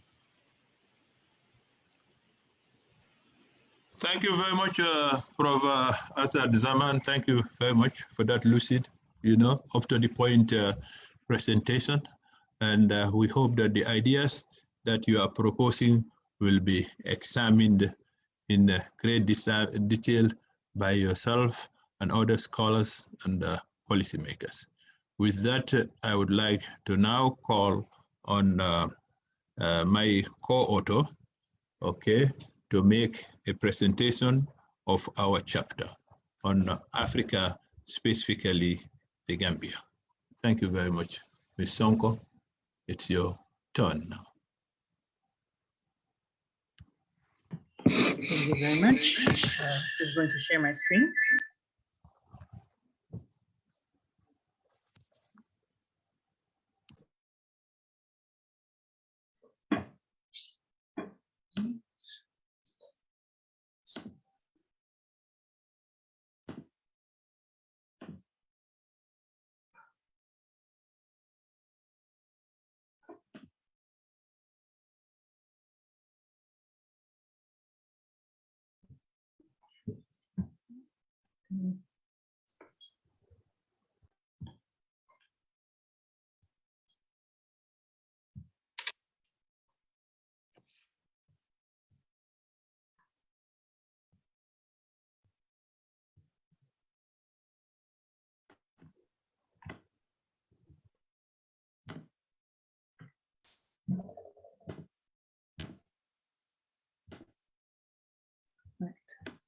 So firstly, thank you very much to the distinguished chairman, chief guest of honor, as well as all the speakers and the audience present here today. Good evening to all.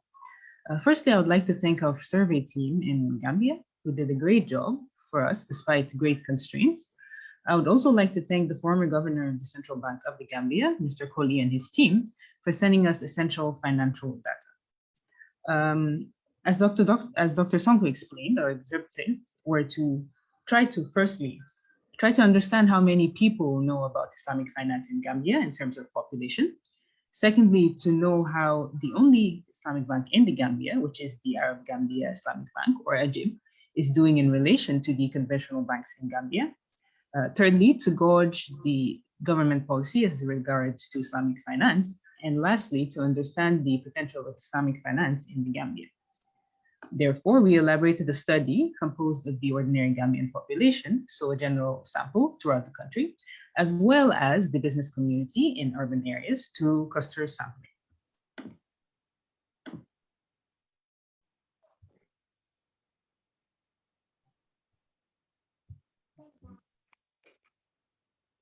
Before we proceeded with our investigation, we wanted to know about Islamic finance institutions in Africa. Most of these institutions are overwhelmingly banks, and most of them are in East Africa because of Sudan. Thereafter, we decided to look at our first main objective, which was to understand how much the general population knew about Islamic finance. We have presented some of the results which we found that may be of interest. In this table, we found that about 96.21% of our sample population knew nothing or little about Islamic finance. We also asked if they had ever had an account in an Islamic bank, and about 89% of our sample did not have an account in an Islamic bank.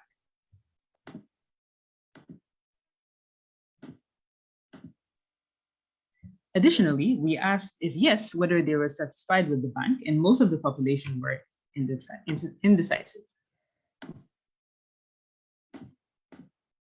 Moreover, we asked if they believe Islamic banking is different from conventional banks, and most of the population replied yes, they believe it was different, which is very important as there is a big debate among Muslims and non-Muslims whether Islamic finance is truly Islamic or not.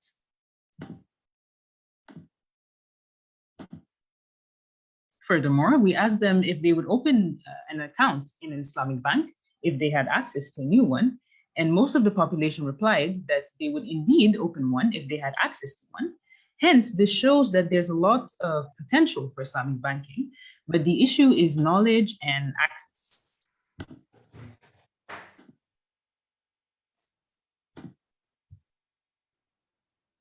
Lastly, we asked if it matters to them whether their bank was Islamic or conventional. The results show that most of the population believed that it was important to have an account in an Islamic bank. So on the other hand, we decided to analyzed the results of the business community. The results shows that there was not very much difference when the business community was surveyed, and they mainly considered the ease of getting a loan and the rate of interest as the most important component in choosing an Islamic bank.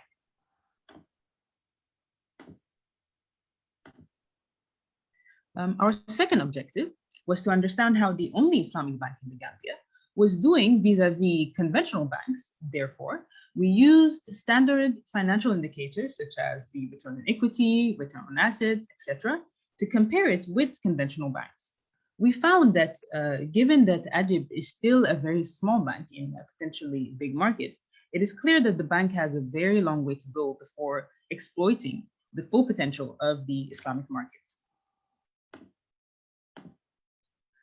Our third objective was to gauge the government policies as regards to Islamic finance. We found, we looked at conventional and non-conventional financial instruments and found out that there is little issuance of Sukuk as-Salam as compared to treasury bills. Sukuk as-Salam was introduced in Gambia in 2009.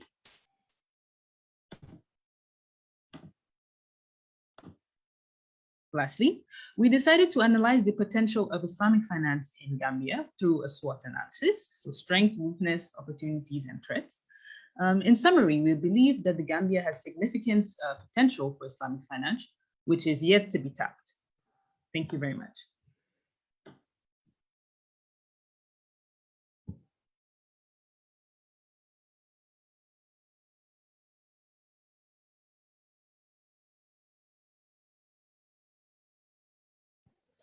Thank you very much, Ms. Sonko, for that enlightening discussion of the situation of Islamic finance in the Gambia, which for some of you do not know has more than a Muslim population that is more than 90% Islamic.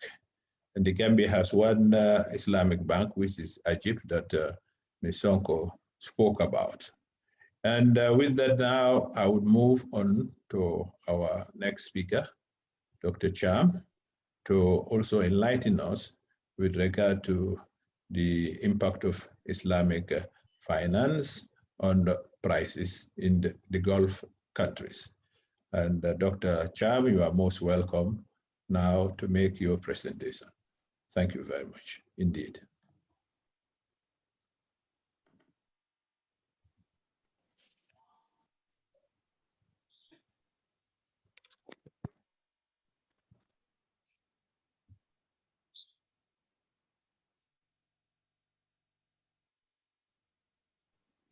Yes, Dr. Cham. Hello? Yes. Can you hear me? Yes, we are hearing you very well. Okay, thank you very much, Mr. Chairman, and thank you very much, Dr. Sonko. As you said, my topic is on Islamic banking and inflation. Sorry that I don't have any slides to share. I'm on travel, so I will just give an overview of this chapter. We looked at the Islamic banking growth and inflation in the GCC region, Iran, Sudan. We want to look at Iran and Sudan because these are two countries that the whole system is purely Islamic banks. So as a result, these two countries have high inflation rate. This was one of the motivating factors that led to this research. And these two countries also were under sanction by the US some point in time, and they are also countries.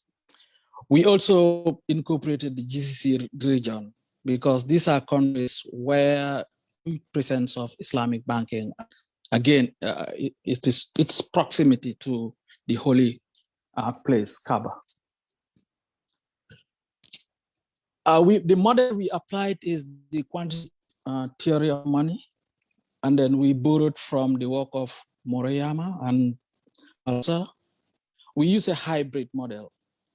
And then what we had is price as a function of money supply, velocity, and then the output. We integrated the Islamic banking growth in the model and do a transformation where we have money as a function, as a function of exchange rate, money supply, growth in imports. Of course, the world consumer price index is king, the world oil prices, and then food price as well.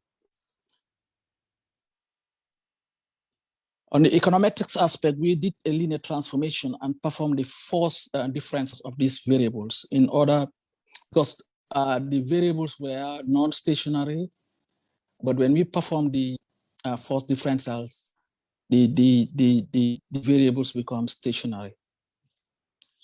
What we found, the main results is that Islamic banking actually decreases inflation in Iran and Sudan, our two countries that we were concerned of. Islamic banking dumping inflation in Iran and Sudan, and in the short run, and in the long run, is banking also dumping inflation in Bahrain and of course in Iran as well. We did a robustness check. Instead, we tried to use a panel, because before we use a single regression, and then the vector error correction model, but we use also a panel regression. And the results from the panel regression shows that there is no indication of Islamic banking impacting increasing inflation in this region. The main drivers that we have seen that impact inflation in the region are, of course, the inflation share, monetary growth, exchange rate depreciation. Of course, these two countries are having huge amount of pressure on their local currency. An increase in inflation in these countries are basically driven by these factors. We looked at international food and oil prices. This basically have this give us a mixed results, because most of these countries do subsidize their populace.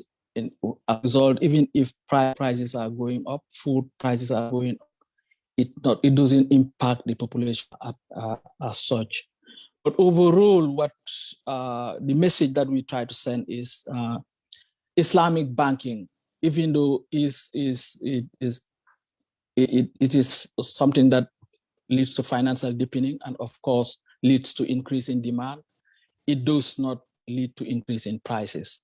And even Iran and Sudan, which we have seen having double-digit inflation rates, do not necessarily be attributed to Islamic banking growth.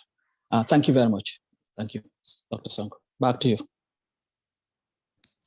Thank you very much, Dr. Cham, for that important question and the relatively new area of research in Islamic finance. I know you are traveling, you're currently in the Gambia heading for your village, so I appreciate your participation in this discussion. Looking forward to working with you again in our new projects. With that, I would move on to someone you've already heard about, and I don't think I should introduce her anymore. It's Sarah. Dr. Tobin is a senior researcher at the CMI Missiles Institute in Norway. Now, this book, I mean, I call it the Little Blessed Book for several reasons. I have pointed out a number of those reasons. But if you think it's only 8 chapters and there's so much diversity, okay, in terms of the authors, scholars, professionals, etc. But you know, there are 3 ladies also who've contributed to this volume. You've already had Ms. Sonko make the presentation on the Gambia. Now you have Sarah, and after Sarah, you have a 3rd lady. So the book has got several unique aspects to it.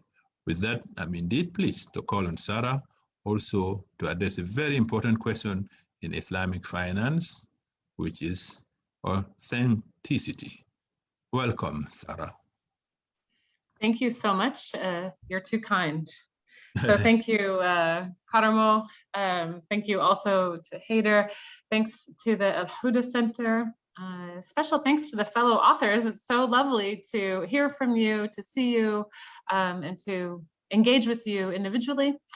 here as well. And also just thank you to the 50 plus, nearly 60, at one point we had 70 people attending through the Zoom link, and hello to those who are watching via Facebook.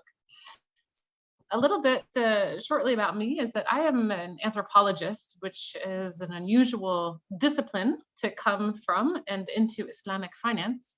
I received my PhD in anthropology from Boston University 10 years ago now.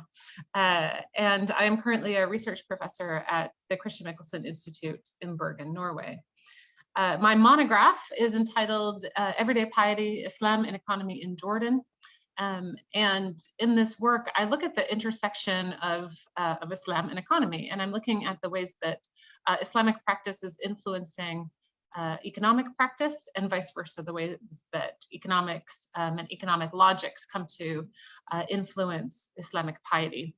I'm also currently the PI for a new Norwegian Research Council funded project about the invisible ceiling, is what we're calling it, about Muslim entrepreneurs in Norway, and specifically immigrant entrepreneurs, and the ways that they pursue entrepreneurial activities as a way to attain citizenship and to participate in society in Norway, and the challenges that they experience with a lack of real Islamic financial options for them. I'm the author of chapter 4 in this volume, Making Islamic Finance Islamic, looking at the question of authenticity in Islamic banking and finance institutions, IBFIs. So essentially in the chapter, I also do not have a PowerPoint, by the way. What I'm asking is, what makes Islamic banking and finance really Islamic? And so I'm asking these questions about authenticity, which I think is our brother Han rightly pointed out, is a Western kind of construct. At least the philosophical traditions of authenticity do come from kind of Western authors, Western thinkers. And so I want to expand this question of authenticity beyond the Western traditions and start looking at what is a kind of Islamic authenticity. So looking at native or non-Western understandings as well. And so this question, though, of what makes Islamic banking and finance really Islamic depends on where you are and where you're positioned vis-a-vis the institutions that are providing these Islamic banking and finance services.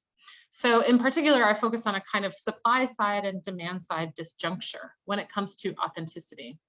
So supply side authenticity, I think, is the side of Islamic banking and financial institutions and provisions that is most frequently covered. This involves all of the things that our friend Dr. Kabir was talking about in his introduction. Islamic banking and finance is, and then it becomes this long list of things that include these screens, the Sharia screens, like avoiding interest, no gambling, no insurance or derivatives, no dealing in illicit drugs, pork,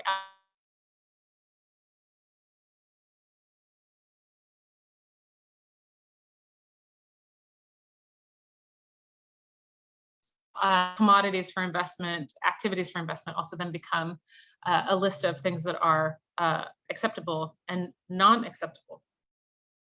However, what I focus on in both this chapter, but also in my larger work, is what this means for people who are trying to participate as consumers on the demand side. So I'm looking at a kind of demand side Islamic authenticity.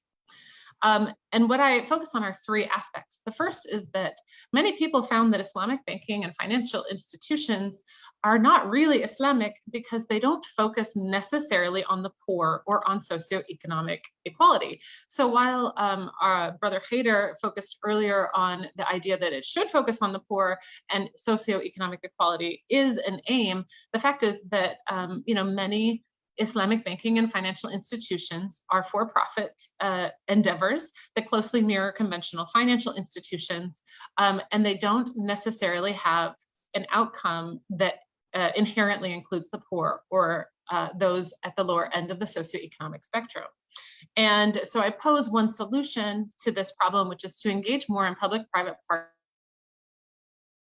that include the good as part of their objectives. For example, postal savings opportunities or social investments in other forms. And I use the example of the postal savings project in Jordan. The second demand side authenticity challenge that I examine is that of the affective experiences. I mean, affective, like how it feels to be inside of the banking and financial institutions. Many of the Jordanians that I spoke with indicated the idea that what is being promoted is supposed to be on the outside Islamic, but on the inside it still is of interest, ribawi. And the idea, especially for many women, is that the spaces and experiences within these institutions do not necessarily prioritize their values as Muslims. So it did not necessarily give space to women to, for example, withdraw cash without having to engage with a man that they're not married to, a bank employee. It did not give single families, for example, a space. So if the women had to bring their kids to the bank, they didn't have anything for the kids to do. And so women in particular felt like this was a challenge. Many people just found as a customer, for example, that they didn't have a space to pray, for example. So, you know, if they were stuck in a long line, they didn't have anywhere within the bank to pray. They felt like that was really excluding them from an authentic Islamic experience. That was also the same for the employees. Actually, employees did not have a space to pray. And so men could go to the mosque across the street, but for women, that was a harder thing because it would involve going in public in order to get into the mosque. And so many women just prayed it in the bathroom, or they prayed in a closet somewhere. And so women were particularly vulnerable, I think, on this point. The third, and I can go on this I think is really important and an often overlooked part of providing substantial Islamic banking and financial services to customers. The third aspect, I think, is intellectually quite interesting, but is also, I think, overlooked, is that there can be this kind of disjuncture between the theological emphases of the providers of Islamic services and those of the customers. And so, you know, I mentioned the Sharia screens, as well as this kind of list of things that are typically avoided in Islamic finance, but those don't necessarily match the sort of typical theological emphases of many of the Muslim customers. So, for example, many of the people I've spoken with have indicated that they don't want to necessarily invest in oil, and they think that investing in oil is wrong, that oil companies are some of the greatest contributors to environmental degradation, and they really felt like that was it should not be a halal kind of investment, and they didn't want their money to go into those. Instead, they preferred companies that would treat their employees well or promote environmental considerations. And I was at a conference in which, you know, one of the speakers was discussing the ways that, like, investing in Budweiser is just wrong. And I challenged this idea, not to be antagonistic. I mean, I understand the rationale for it, but the idea that many of the interlocutors that I interviewed said was that actually Budweiser treats their employees really, really well. And so to simply dismiss it because of the outcome overlooks the ways that bad businesses can be good actors and good businesses can be bad actors. And to complexify this in a way that can meet the theological interests and values of the customers also really matters. And so in conclusion, I talk about, you know, I think a really important aspect of Islamic banking and finance in the future is going to be to take into consideration the diversity of Islamic experiences and perspectives that we know exist throughout the world on the part of the customers, and to just mirror so much of what happens in conventional finance and call it, you know, Islamic is a challenge to the customers as they search for deeper piety and deepening their Islamic practice. As one individual told me, he used to work for an Islamic bank, and they used to just take the contracts and print them out on a piece of paper that said Bismillah ar-Rahman ar-Rahim at the top. And he said, poof, it became Islamic. And this, I mean, the customers are quite sophisticated, and they find these kinds of tactics or practices on the part of some of these institutions to be really missing the point. And hitting the point is what is going to carry Islamic finance forward. I think there's a good space to further the discussion that Dr. Kabir had mentioned earlier, that socially responsible investing or ethical finance and Islamic finance really do need to overlap on some key points into the future. And so with that, I will turn it back to you, Brother Karamo, and I look forward to our discussion. Thank you very, very, very, very much. You have been a very supportive part in this. You have been very, very supportive in this book project. I appreciate it tremendously and make it possible to continue this journey with you. And today addressing a very critical question of authenticity in Islamic finance and addressing it so well. When you said that you have your PhD in anthropology, drew my attention to, again, another unique aspect of this book of only 8 chapters, is the unique, the diversity of the academic backgrounds: anthropology, mathematicians, computer scientists, sociologists, public administration, planning, and finance. It's a great combination, and as well as having scholars and practitioners. It's great. It's a very, very, I think, a very unique feature of our project. With that, I'm going to call another scholar and a lady and sister of mine here, the third one, and that is Professor Nursila Ahmad, who's an associate professor in the Faculty of Economics and Muamalat at the Islamic Science Islamia in Malaysia.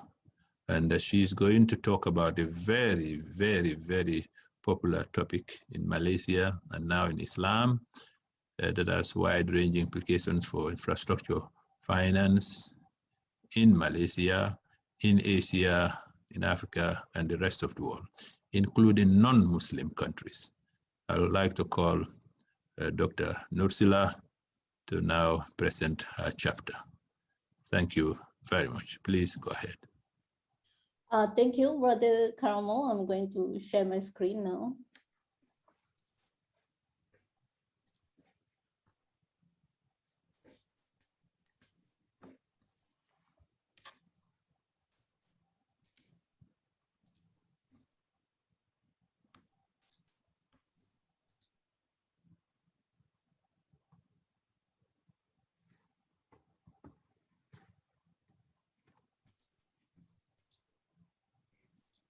Okay, just give me a minute. Take your time, no problem. Okay, so I'm going to talk about the economics of sukuk. So basically, I coined it as sukunomics. And assalamualaikum and good day to everyone, ladies and gentlemen, brothers and sisters. First of all, I would like to thank AlHuda, the organizer of today's event, and also the book editors. My chapter is on the topic of sukuk. So I would like to talk a little bit different from what I wrote in the chapter. I forgot to on my video. It's okay. So I will talk a little bit different, just the general idea, because I think a lot of people are still unused to the concept of sukuk. Okay, so today it is just a general idea of what sukuk is.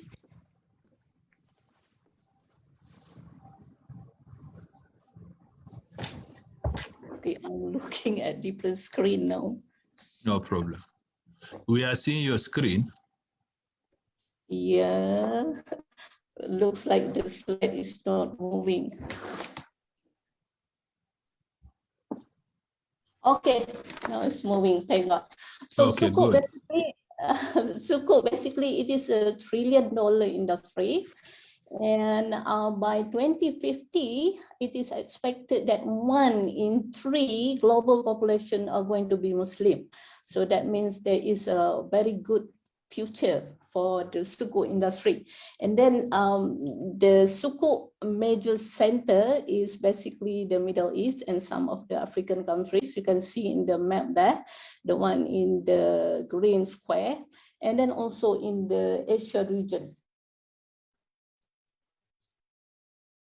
Okay, and then there are 5 pillars of Islamic finance, as been mentioned by the earlier speakers, and suku is one of them. Sorry, So Sila. yes. Hello, Dr. Sila. Your slides are not moving. Oh, my slide is not moving. Oh, okay. So can it you try again? must be the internet connection. So Yes, maybe at my end try here, once. If it doesn't work, you just go ahead without the slides. No problem. Okay. okay, but I think it's better if I use the slide. I send the slide to you. Can you share the slide so that, and I just do the talk, because I need the slide in order to explain what's going on. Okay, we'll send you. You can send it, and we'll try to help you. Okay. Okay. I already sent it to your WhatsApp. Yes. So, then okay. Someone will try to help you. Wait one moment. Okay. Should I stop sharing or should I just continue? No, but it might be wait. people They are checking. Wait. Okay, so I will stop sharing.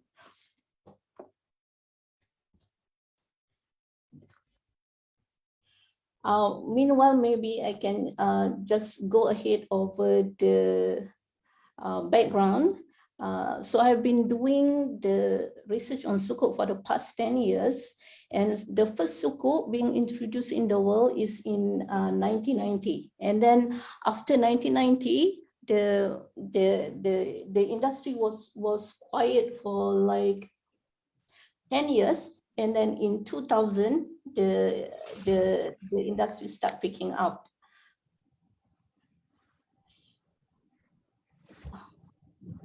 I really need the slide. Yes, don't worry. We're trying to see if we can help you. Hold on one moment. If you come prepared for slides, it's difficult to speak without slides. So just one moment. Yeah, we're trying to see if we can set it up. It's just that most of the explanation is in terms of the figures and the numbers. So if I'm just speaking, yes, so no problem. I might not be able to convey the message. But I will just continue because there are certain parts that I can just explain. Okay, and my focus is actually not on the finance aspect, not on the legal aspect, not on the structure aspect, but I'm much more concerned on the fact that the decision of suku issuers by the sovereigns might affect the poor the most. The reason is the poor probably have no knowledge and no choice in the suku issuances. But that is my focus, that is my motivation. I would like to increase suku literacy. I would like to make people aware that suku actually has an impact to our everyday life, whether we realize it or not. And then it is very important for the government to have a very sound debt management policy and social policy. Okay. And then suku is also one of the fastest growth segment in Islamic finance with a double-digit growth. And I mentioned earlier, Middle East and the Asian region are the major players in the industry. And during the COVID-19 pandemic, suku, actually the issuance has increased despite the crisis. So it is another good sign for the industry. It is $1 trillion industry. Total issuance so far is USD 1.35 trillion. So $1 trillion has 12 zeros. Okay, and then around 90% of the issuance was issued in the last 10 years, and 55% has been issued in the last 5 years. I actually have an example for the project, the infrastructure being built using sukuk financing in Malaysia. Oh, okay, thank you very much. Can we go to Yes, yes. My technical assistant is trying to set it up for you. Okay, so this is what I'm talking about, the major player of Sukuk issuance, and then I was talking about the $1 trillion industry. So if you want to visualize how big is the $1 trillion industry, we can look at the scale there. So you can see the man standing beside the 1 trillion double stack pallets. So that is the size of $1 trillion. And Sukuk industry is more than $1 trillion actually. So can we go to the next slide, please?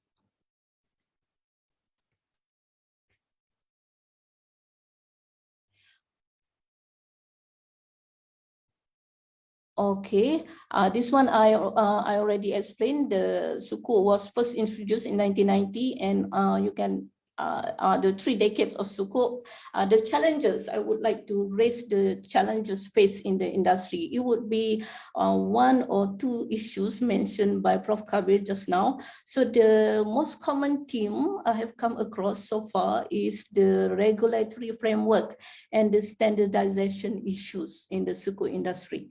Can we go to the next slide, please? Thank you. So this is some of the example, the mega project. Sukuk is usually raised to fund mega project, huge mega project. And this is some example of the infra in Malaysia. So KLIA 2, North-South Highway, the mass rapid transit, and then Hospital Sungai Buloh. So this hospital is actually becoming one of the most important center for treating COVID-19 patients. It has 620 beds. This is quite a big hospital because the average hospital has only 120 beds. And the average cost of building a hospital can run from 60 million USD to 187.5 million USD. So this is an example of how Sukuk financing can help building the real economic sector and then contribute to economic growth. Next slide, please.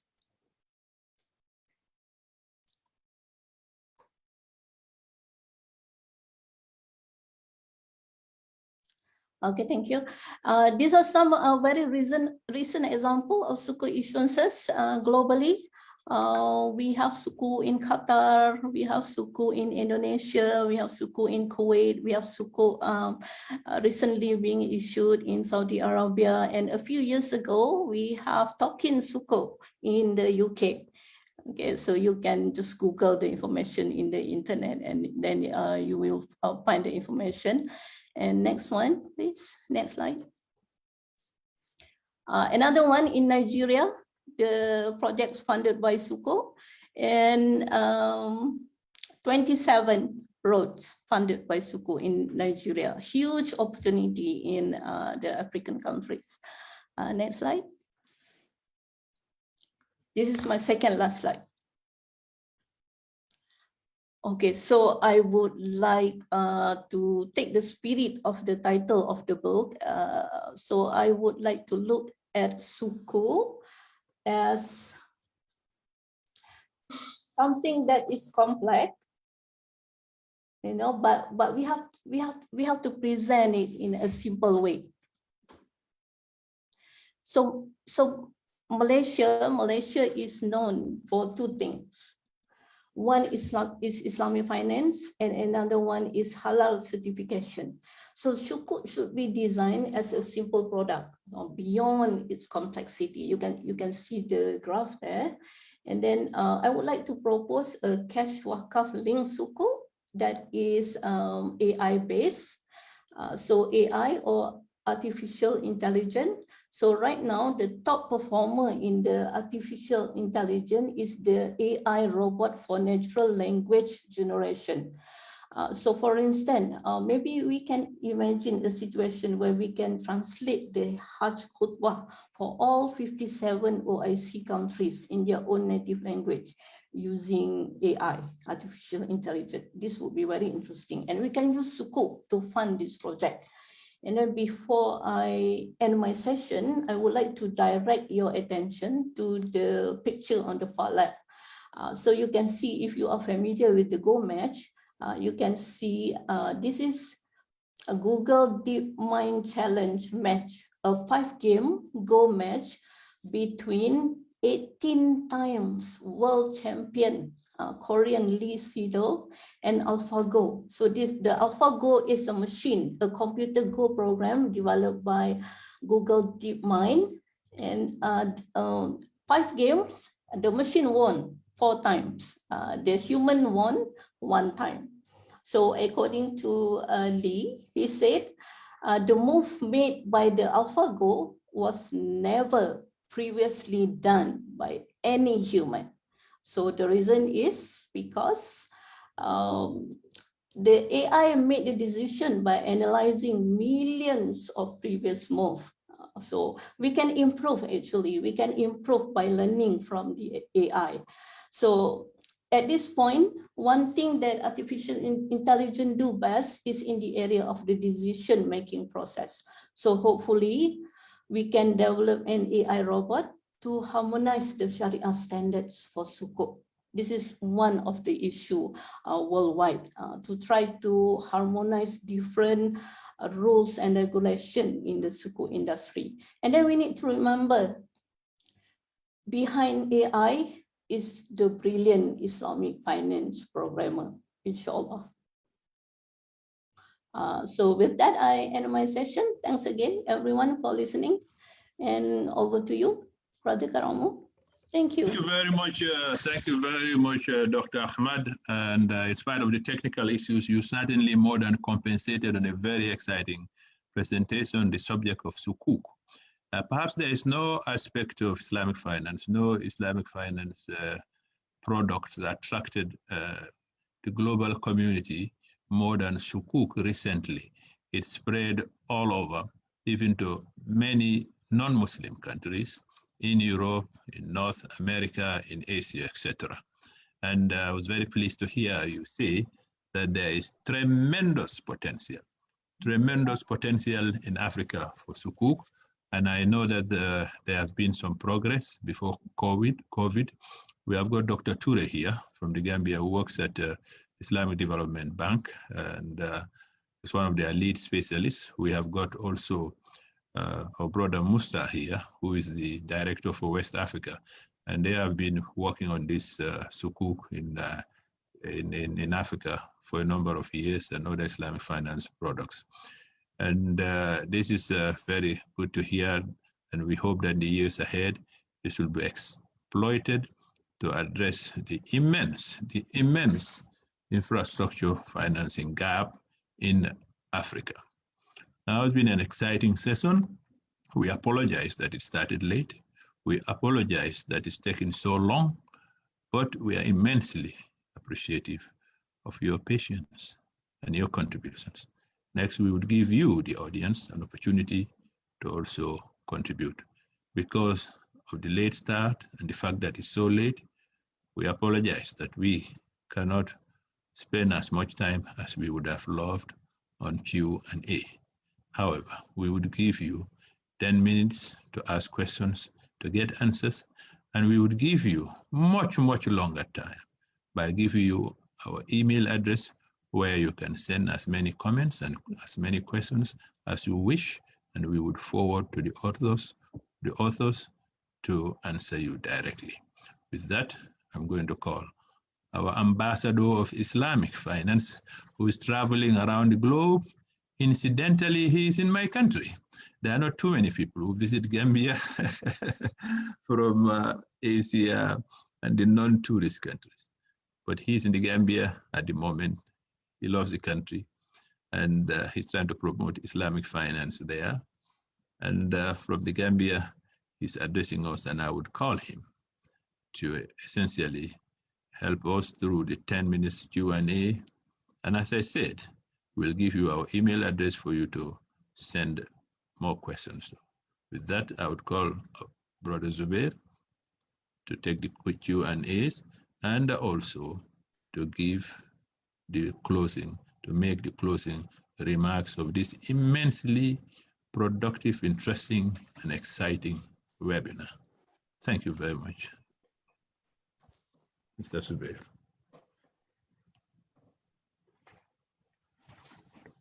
Thank you very much, Honorable Chairman, for this session, to give me opportunity to take the question and answer session, and vote of thanks to all the speakers. So now we are open for the question and answers.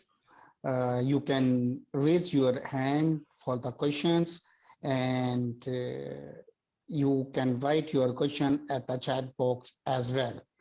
So now we are available for the question. Yes, Mariam Howard, you can ask your question. Please unmute yourself for the question. Thank you. Thank you so much. That was very informative, and I have a lot of questions actually, but I have two, and I hope you can answer those. So this is for the general floor. I'm actually a doctoral researcher, and I research Islamic economic philosophy from a Marxist perspective at the University of Helsinki in Finland. So these two questions are my main questions for anyone in the field. Firstly, as I've taken a look at the book, the focus is on finance, and I can see that that is a choice that the authors have made. But the idea of Islamic finance is proposed as argument for development and reducing poverty. If that is the case, then why is there such a lack of discussion on Islamic economics in terms of economic philosophy? Because one of the goals is to be a humanly aware economic ideology in contrast with capitalism. And I think this was also touched up by some of the speakers. Secondly, again, on the issues of development and poverty alleviation, we know that poverty and underdevelopment are most disadvantageous to women. So how can we frame the goals of economic justice, again, also of Adl and Ihsan, and think about economic agency of women, especially now that the role of women in the domestic economy and its economic contributions are being reconsidered beyond the proposed or perpetuated maternal roles of mothers and daughters and wives. So these are the two questions that I usually ponder. Thank you so much once again. I think that, yes, Brother Zubair, you have to handle the Q&A. Yes, brother. Professor Khan would very much like to address.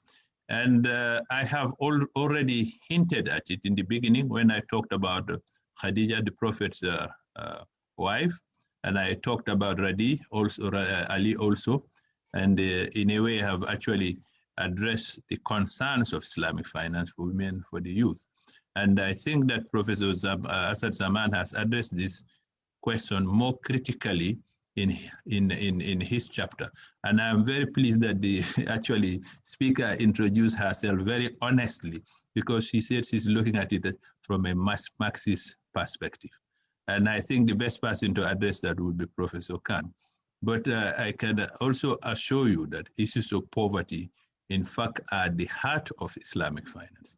Incidentally, it's also because of those issues that people ask questions about authenticity, how different it is from conventional finance.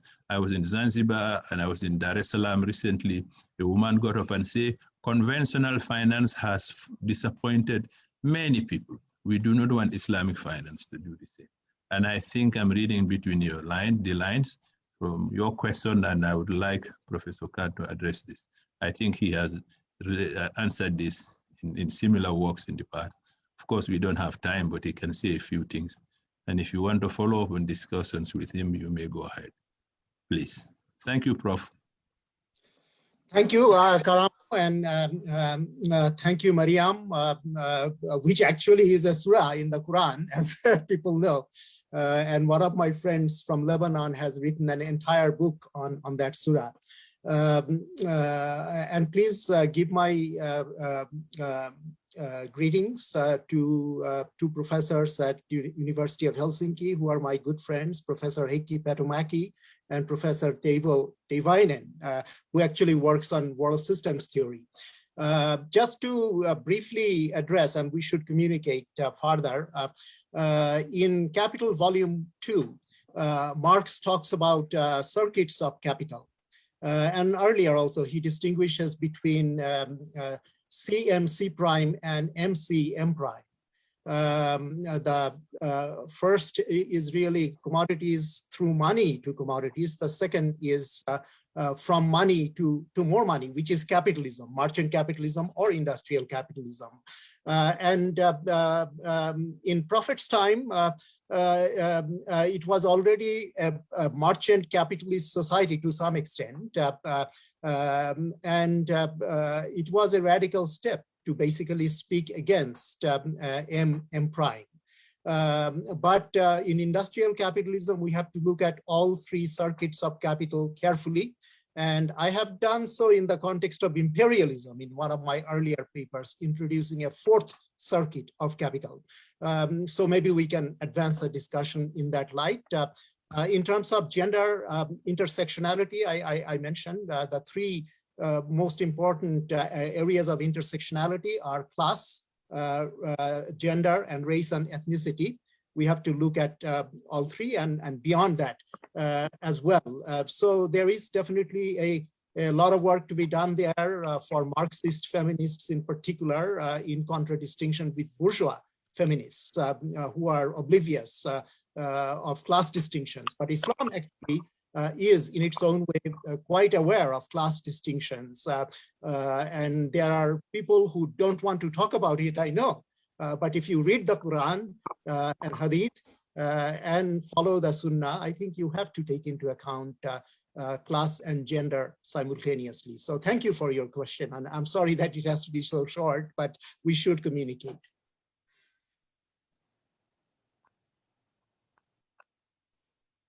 Yes, thank you so much. Yes, it actually answers my question. Thank you. Thank you very much. Yes, Umar, please, you can proceed your question. Please unmute yourself. Thank you. Good afternoon, everybody, and Assalamu alaikum, everybody. And Uncle Karamo, thank you very much for putting this together. Thanks very much to all the authors and panelists as well. It was a stimulating and very important discussion. I have several questions, but because of time, I'll just limit it to two. And the question has to do with the survey in the Gambia, which I found very interesting in terms of people's knowledge of Islamic finance and how they view it. I'd be curious to know the sample size of the survey. The fact that it appears that it is only concentrated in the urban areas. I see in the slides like Serekunda and I believe Dipakunda and a few others. Is it also representative of the rural areas as well? It looks like, it's mostly the survey was done in urban areas, but could one say that the rural areas would also have the same views on Islamic finance as well? Thank you very much. Thank you very much for that question. About the sample size, our sample size was about 2,500, sorry. And we didn't do the rural area because we believe most of the knowledge was concentrated in the provincial areas. However, it will be a very interesting research topic to further check or do more surveys in the rural areas in Gambia. Thank you very much.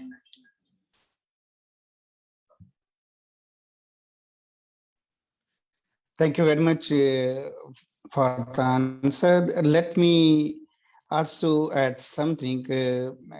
In January 2021, we did one exercise in Gambia to evaluate the potential of Islamic microfinance products. And I myself traveled to Central River region, Upper River region, West Coast, and many other areas of Gambia. So let me share the finding of our research, which we conducted by for the one project commissioned by Islamic Development Bank and the government of Gambia. 97% population, they preferred Islamic finance than to conventional finance. And about 57% population of Gambia they were interested in full instead of conventional insurance. So the demand is very high in Gambia. And you probably know most of the people that Gambia is a very beautiful country with having a very beautiful people, about more than 2 million population, and about 95% population is the Muslim. So here demand is very good, and I hope so. The couple of Islamic financial institutions are struggling to have Islamic microfinance, micro takaful, and other Islamic capital market product. So we have another question at the chat box. The question is that what is the future of Islamic banking in India? So I think so, Professor Khan or any other speaker may have Brother answer Zubair, after. before that question is answered, I just want to add a very quick point to Cherno, who is my nephew. He's a statistician, statistician economist, competent one, works for in the United States of America and Gambia. Okay. So I think that it'd be very useful to actually expand our survey to other African countries. And I'm hoping that through yourself, I know he's very much interested in Islamic finance.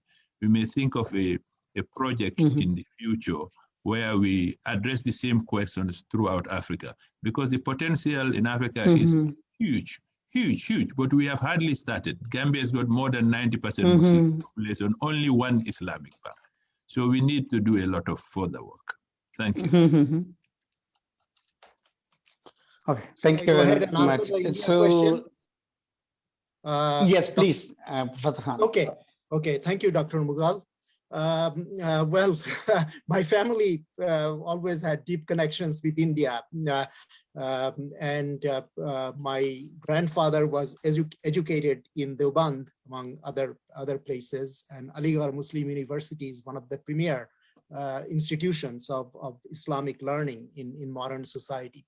So, and India used to be, it's no longer, but it used to have the largest number of Muslims within its borders. It still has a very large number of Muslims, and many of them are very pious. I don't know what would happen under the present regime in India, which is not very open, to diversity.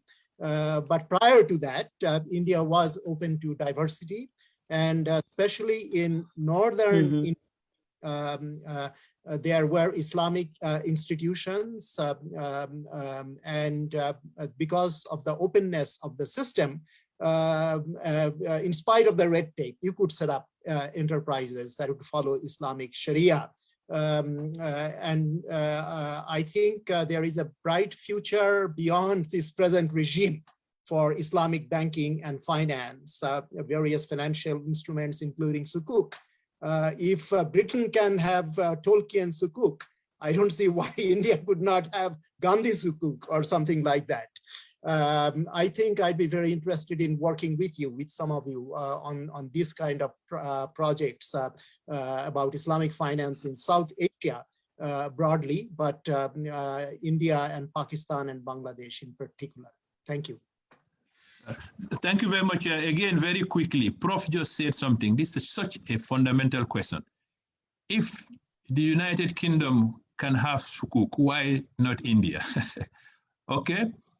If Norway can address, okay, the issues of Muslim immigrants through Islamic finance, why can't Muslim countries do the same thing?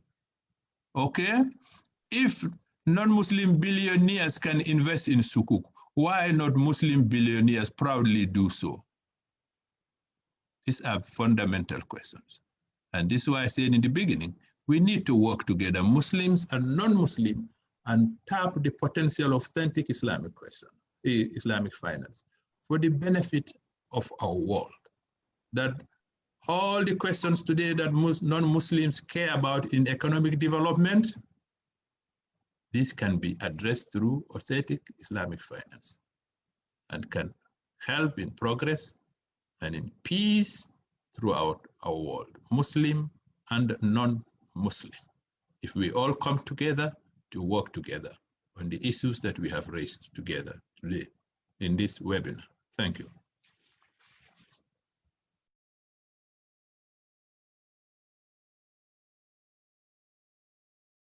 Yes, Brother Zubair.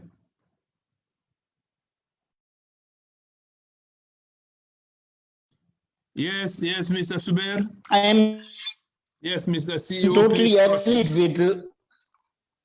Yes, I'm totally agreed. Professor, about Islamic finance. Basically, India have fifth, which is 200 million Islams are awaited India, and I bank India will have and India state and they had one negotiation Islamic Development Bank to a member of Islamic. So even Islamic Development Bank have some limited and in future will utilize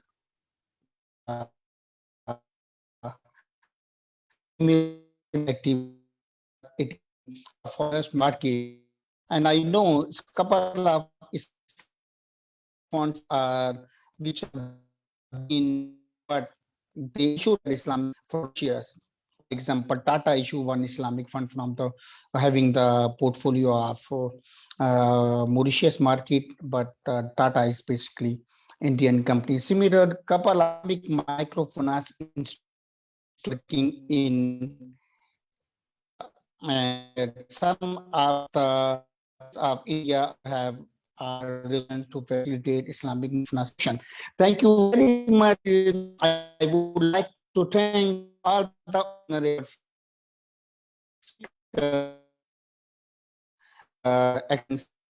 Dr. And we much happy this webinar with having the line academicians. What banking cannot without books. With 10 years back, I spoke in Moscow in Russia that what is the demand of the human resource for Islamic and finance. At that time it was and wrote an article. At that time 50,000 Islamic financial professionals were to facilitate Islamic men.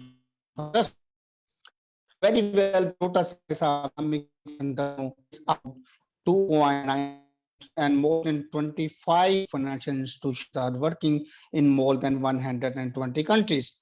But what is the, you know,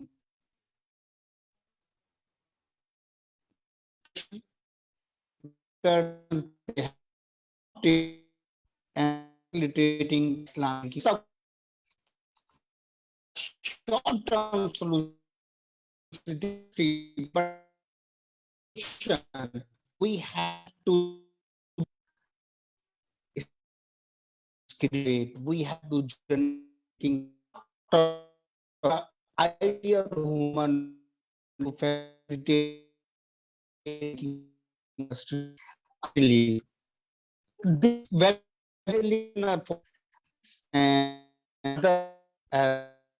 and having the press is for the seminar like the program is always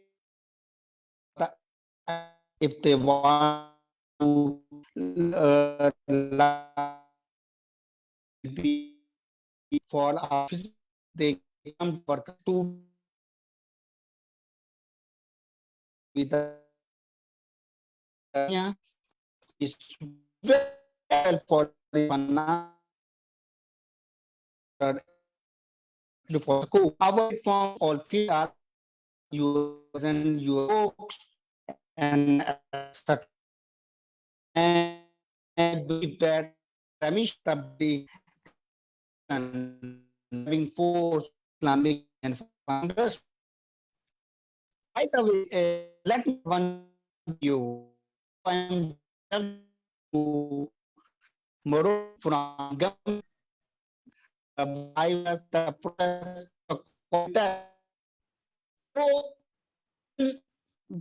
they my name to have a in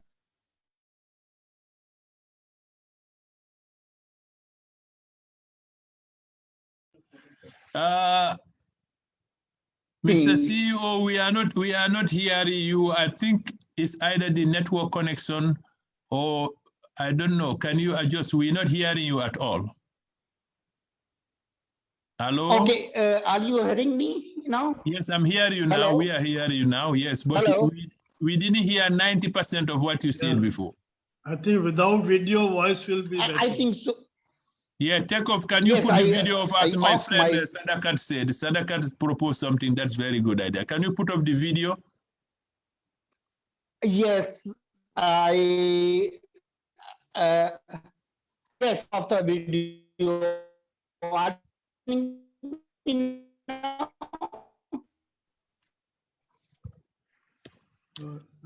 a problem in internet. Yes, I think the problem is I know the problem. I think that's it. Internet problem. So it's not a problem. Why don't I just round up? Yeah. Hello. Hello. Hello. Okay, we just round up. I'll let Prof. Khan round up again, who's the senior editor, to round up the session, okay, and make the closing remarks. Prof, why don't you go ahead? So I'm sure everybody's tired now. Thank you. Okay, no, thank you. There are responsibilities for a professor who has become too old. But I still have some energy for good causes. And it looks like more energy. No, you have more energy behind I the do, I'm sure. But I feel that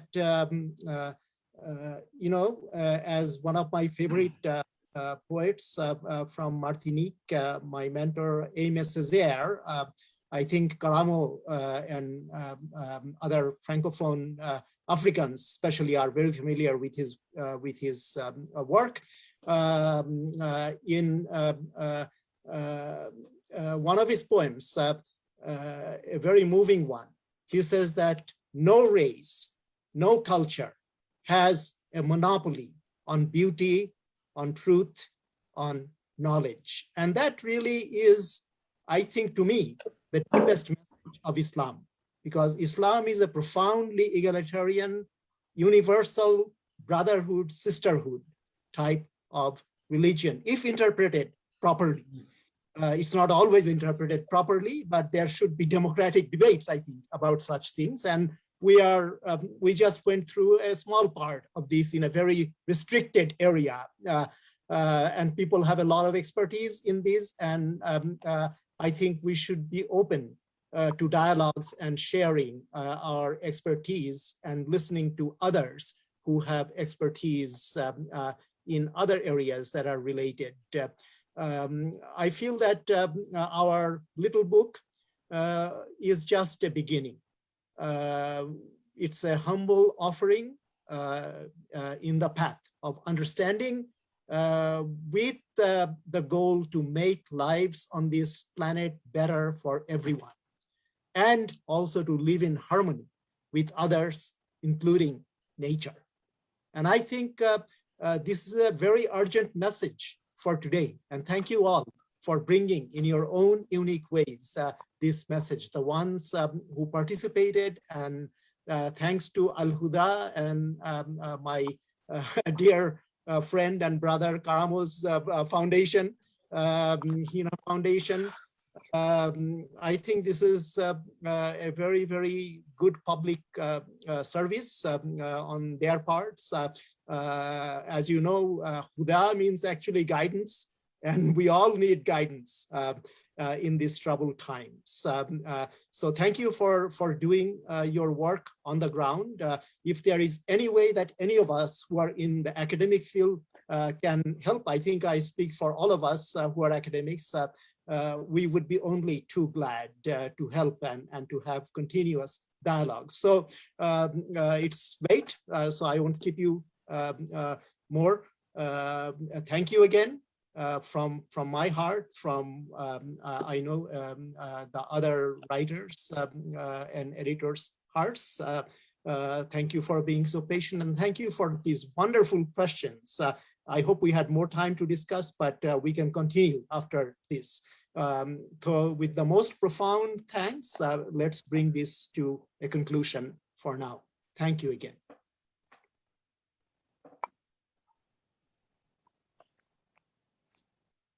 Thank you very much for concluding the session. And actually, I had some issue with my internet connection, and at the end, I would like to thank to all the honorable speakers, the audience who joined us from Facebook, who joined us through YouTube and through Zoom. And as I mentioned you before, that our platform, AlHuda Center for Islamic Banking and Economics, is always available to organize similar type of events for the development of industry. We are available to host the book launching through our virtual platforms. We are available to launch the book launching, article publishing through our conferences as well. And let me share one thing with you, that when today that program was started, at that time I was in the process of the COVID-19 testing, because tomorrow I have to fly from Gambia to Morocco. So when they put the COVID swab in my nose, at that time I was listening that webinar, because that was very important for us. We believe that without the academicians, without the books, we cannot grow Islamic banking industry efficiently. And right now, as per careful estimate, we need at least 50,000 Islamic finance professionals to facilitate Islamic banking and finance industry. Once I was in Uzbekistan, one of the journalists put me a question that why you are very much passionate for Islamic banking and finance. I told them that Islamic banking is in my DNA. But after today, I felt Islamic banking is not only in my DNA, but it will be found in my corona testing swab as well. So at the end, again, I would like to thank our honorable speakers, and especially thanks to Dr. Karamo for his wonderful efforts to having similar type of events in physical format and as well as in virtual format. So with the permission of Dr. Khan and the chair of this session, I want to conclude this session. Thank you very much.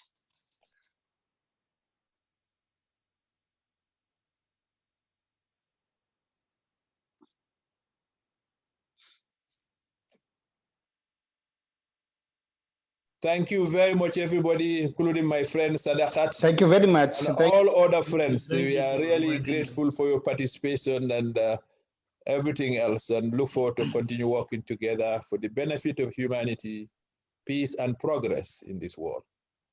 Thank you. Thank you. Thank you so much. Assalamu alaikum wa rahmatullah. And I also would like to thank the AlHuda team who organized this event. And I would like to thank the participant from Zanzibar Insurance Corporation, from Abdullah Awash Bank, and many other honorable participants who joined us today. And I also would like to thank to Shugufta, Abdullah, Kirat, Raisa, and other team member of AlHuda and Hino International to organize this event in such a wonderful way. Thank you very much. Assalamu alaikum. Alaikum salam. Goodbye, everybody, and take care of yourself, especially this trying period of Corona. Thank you, everybody. May God bless all of you and your families.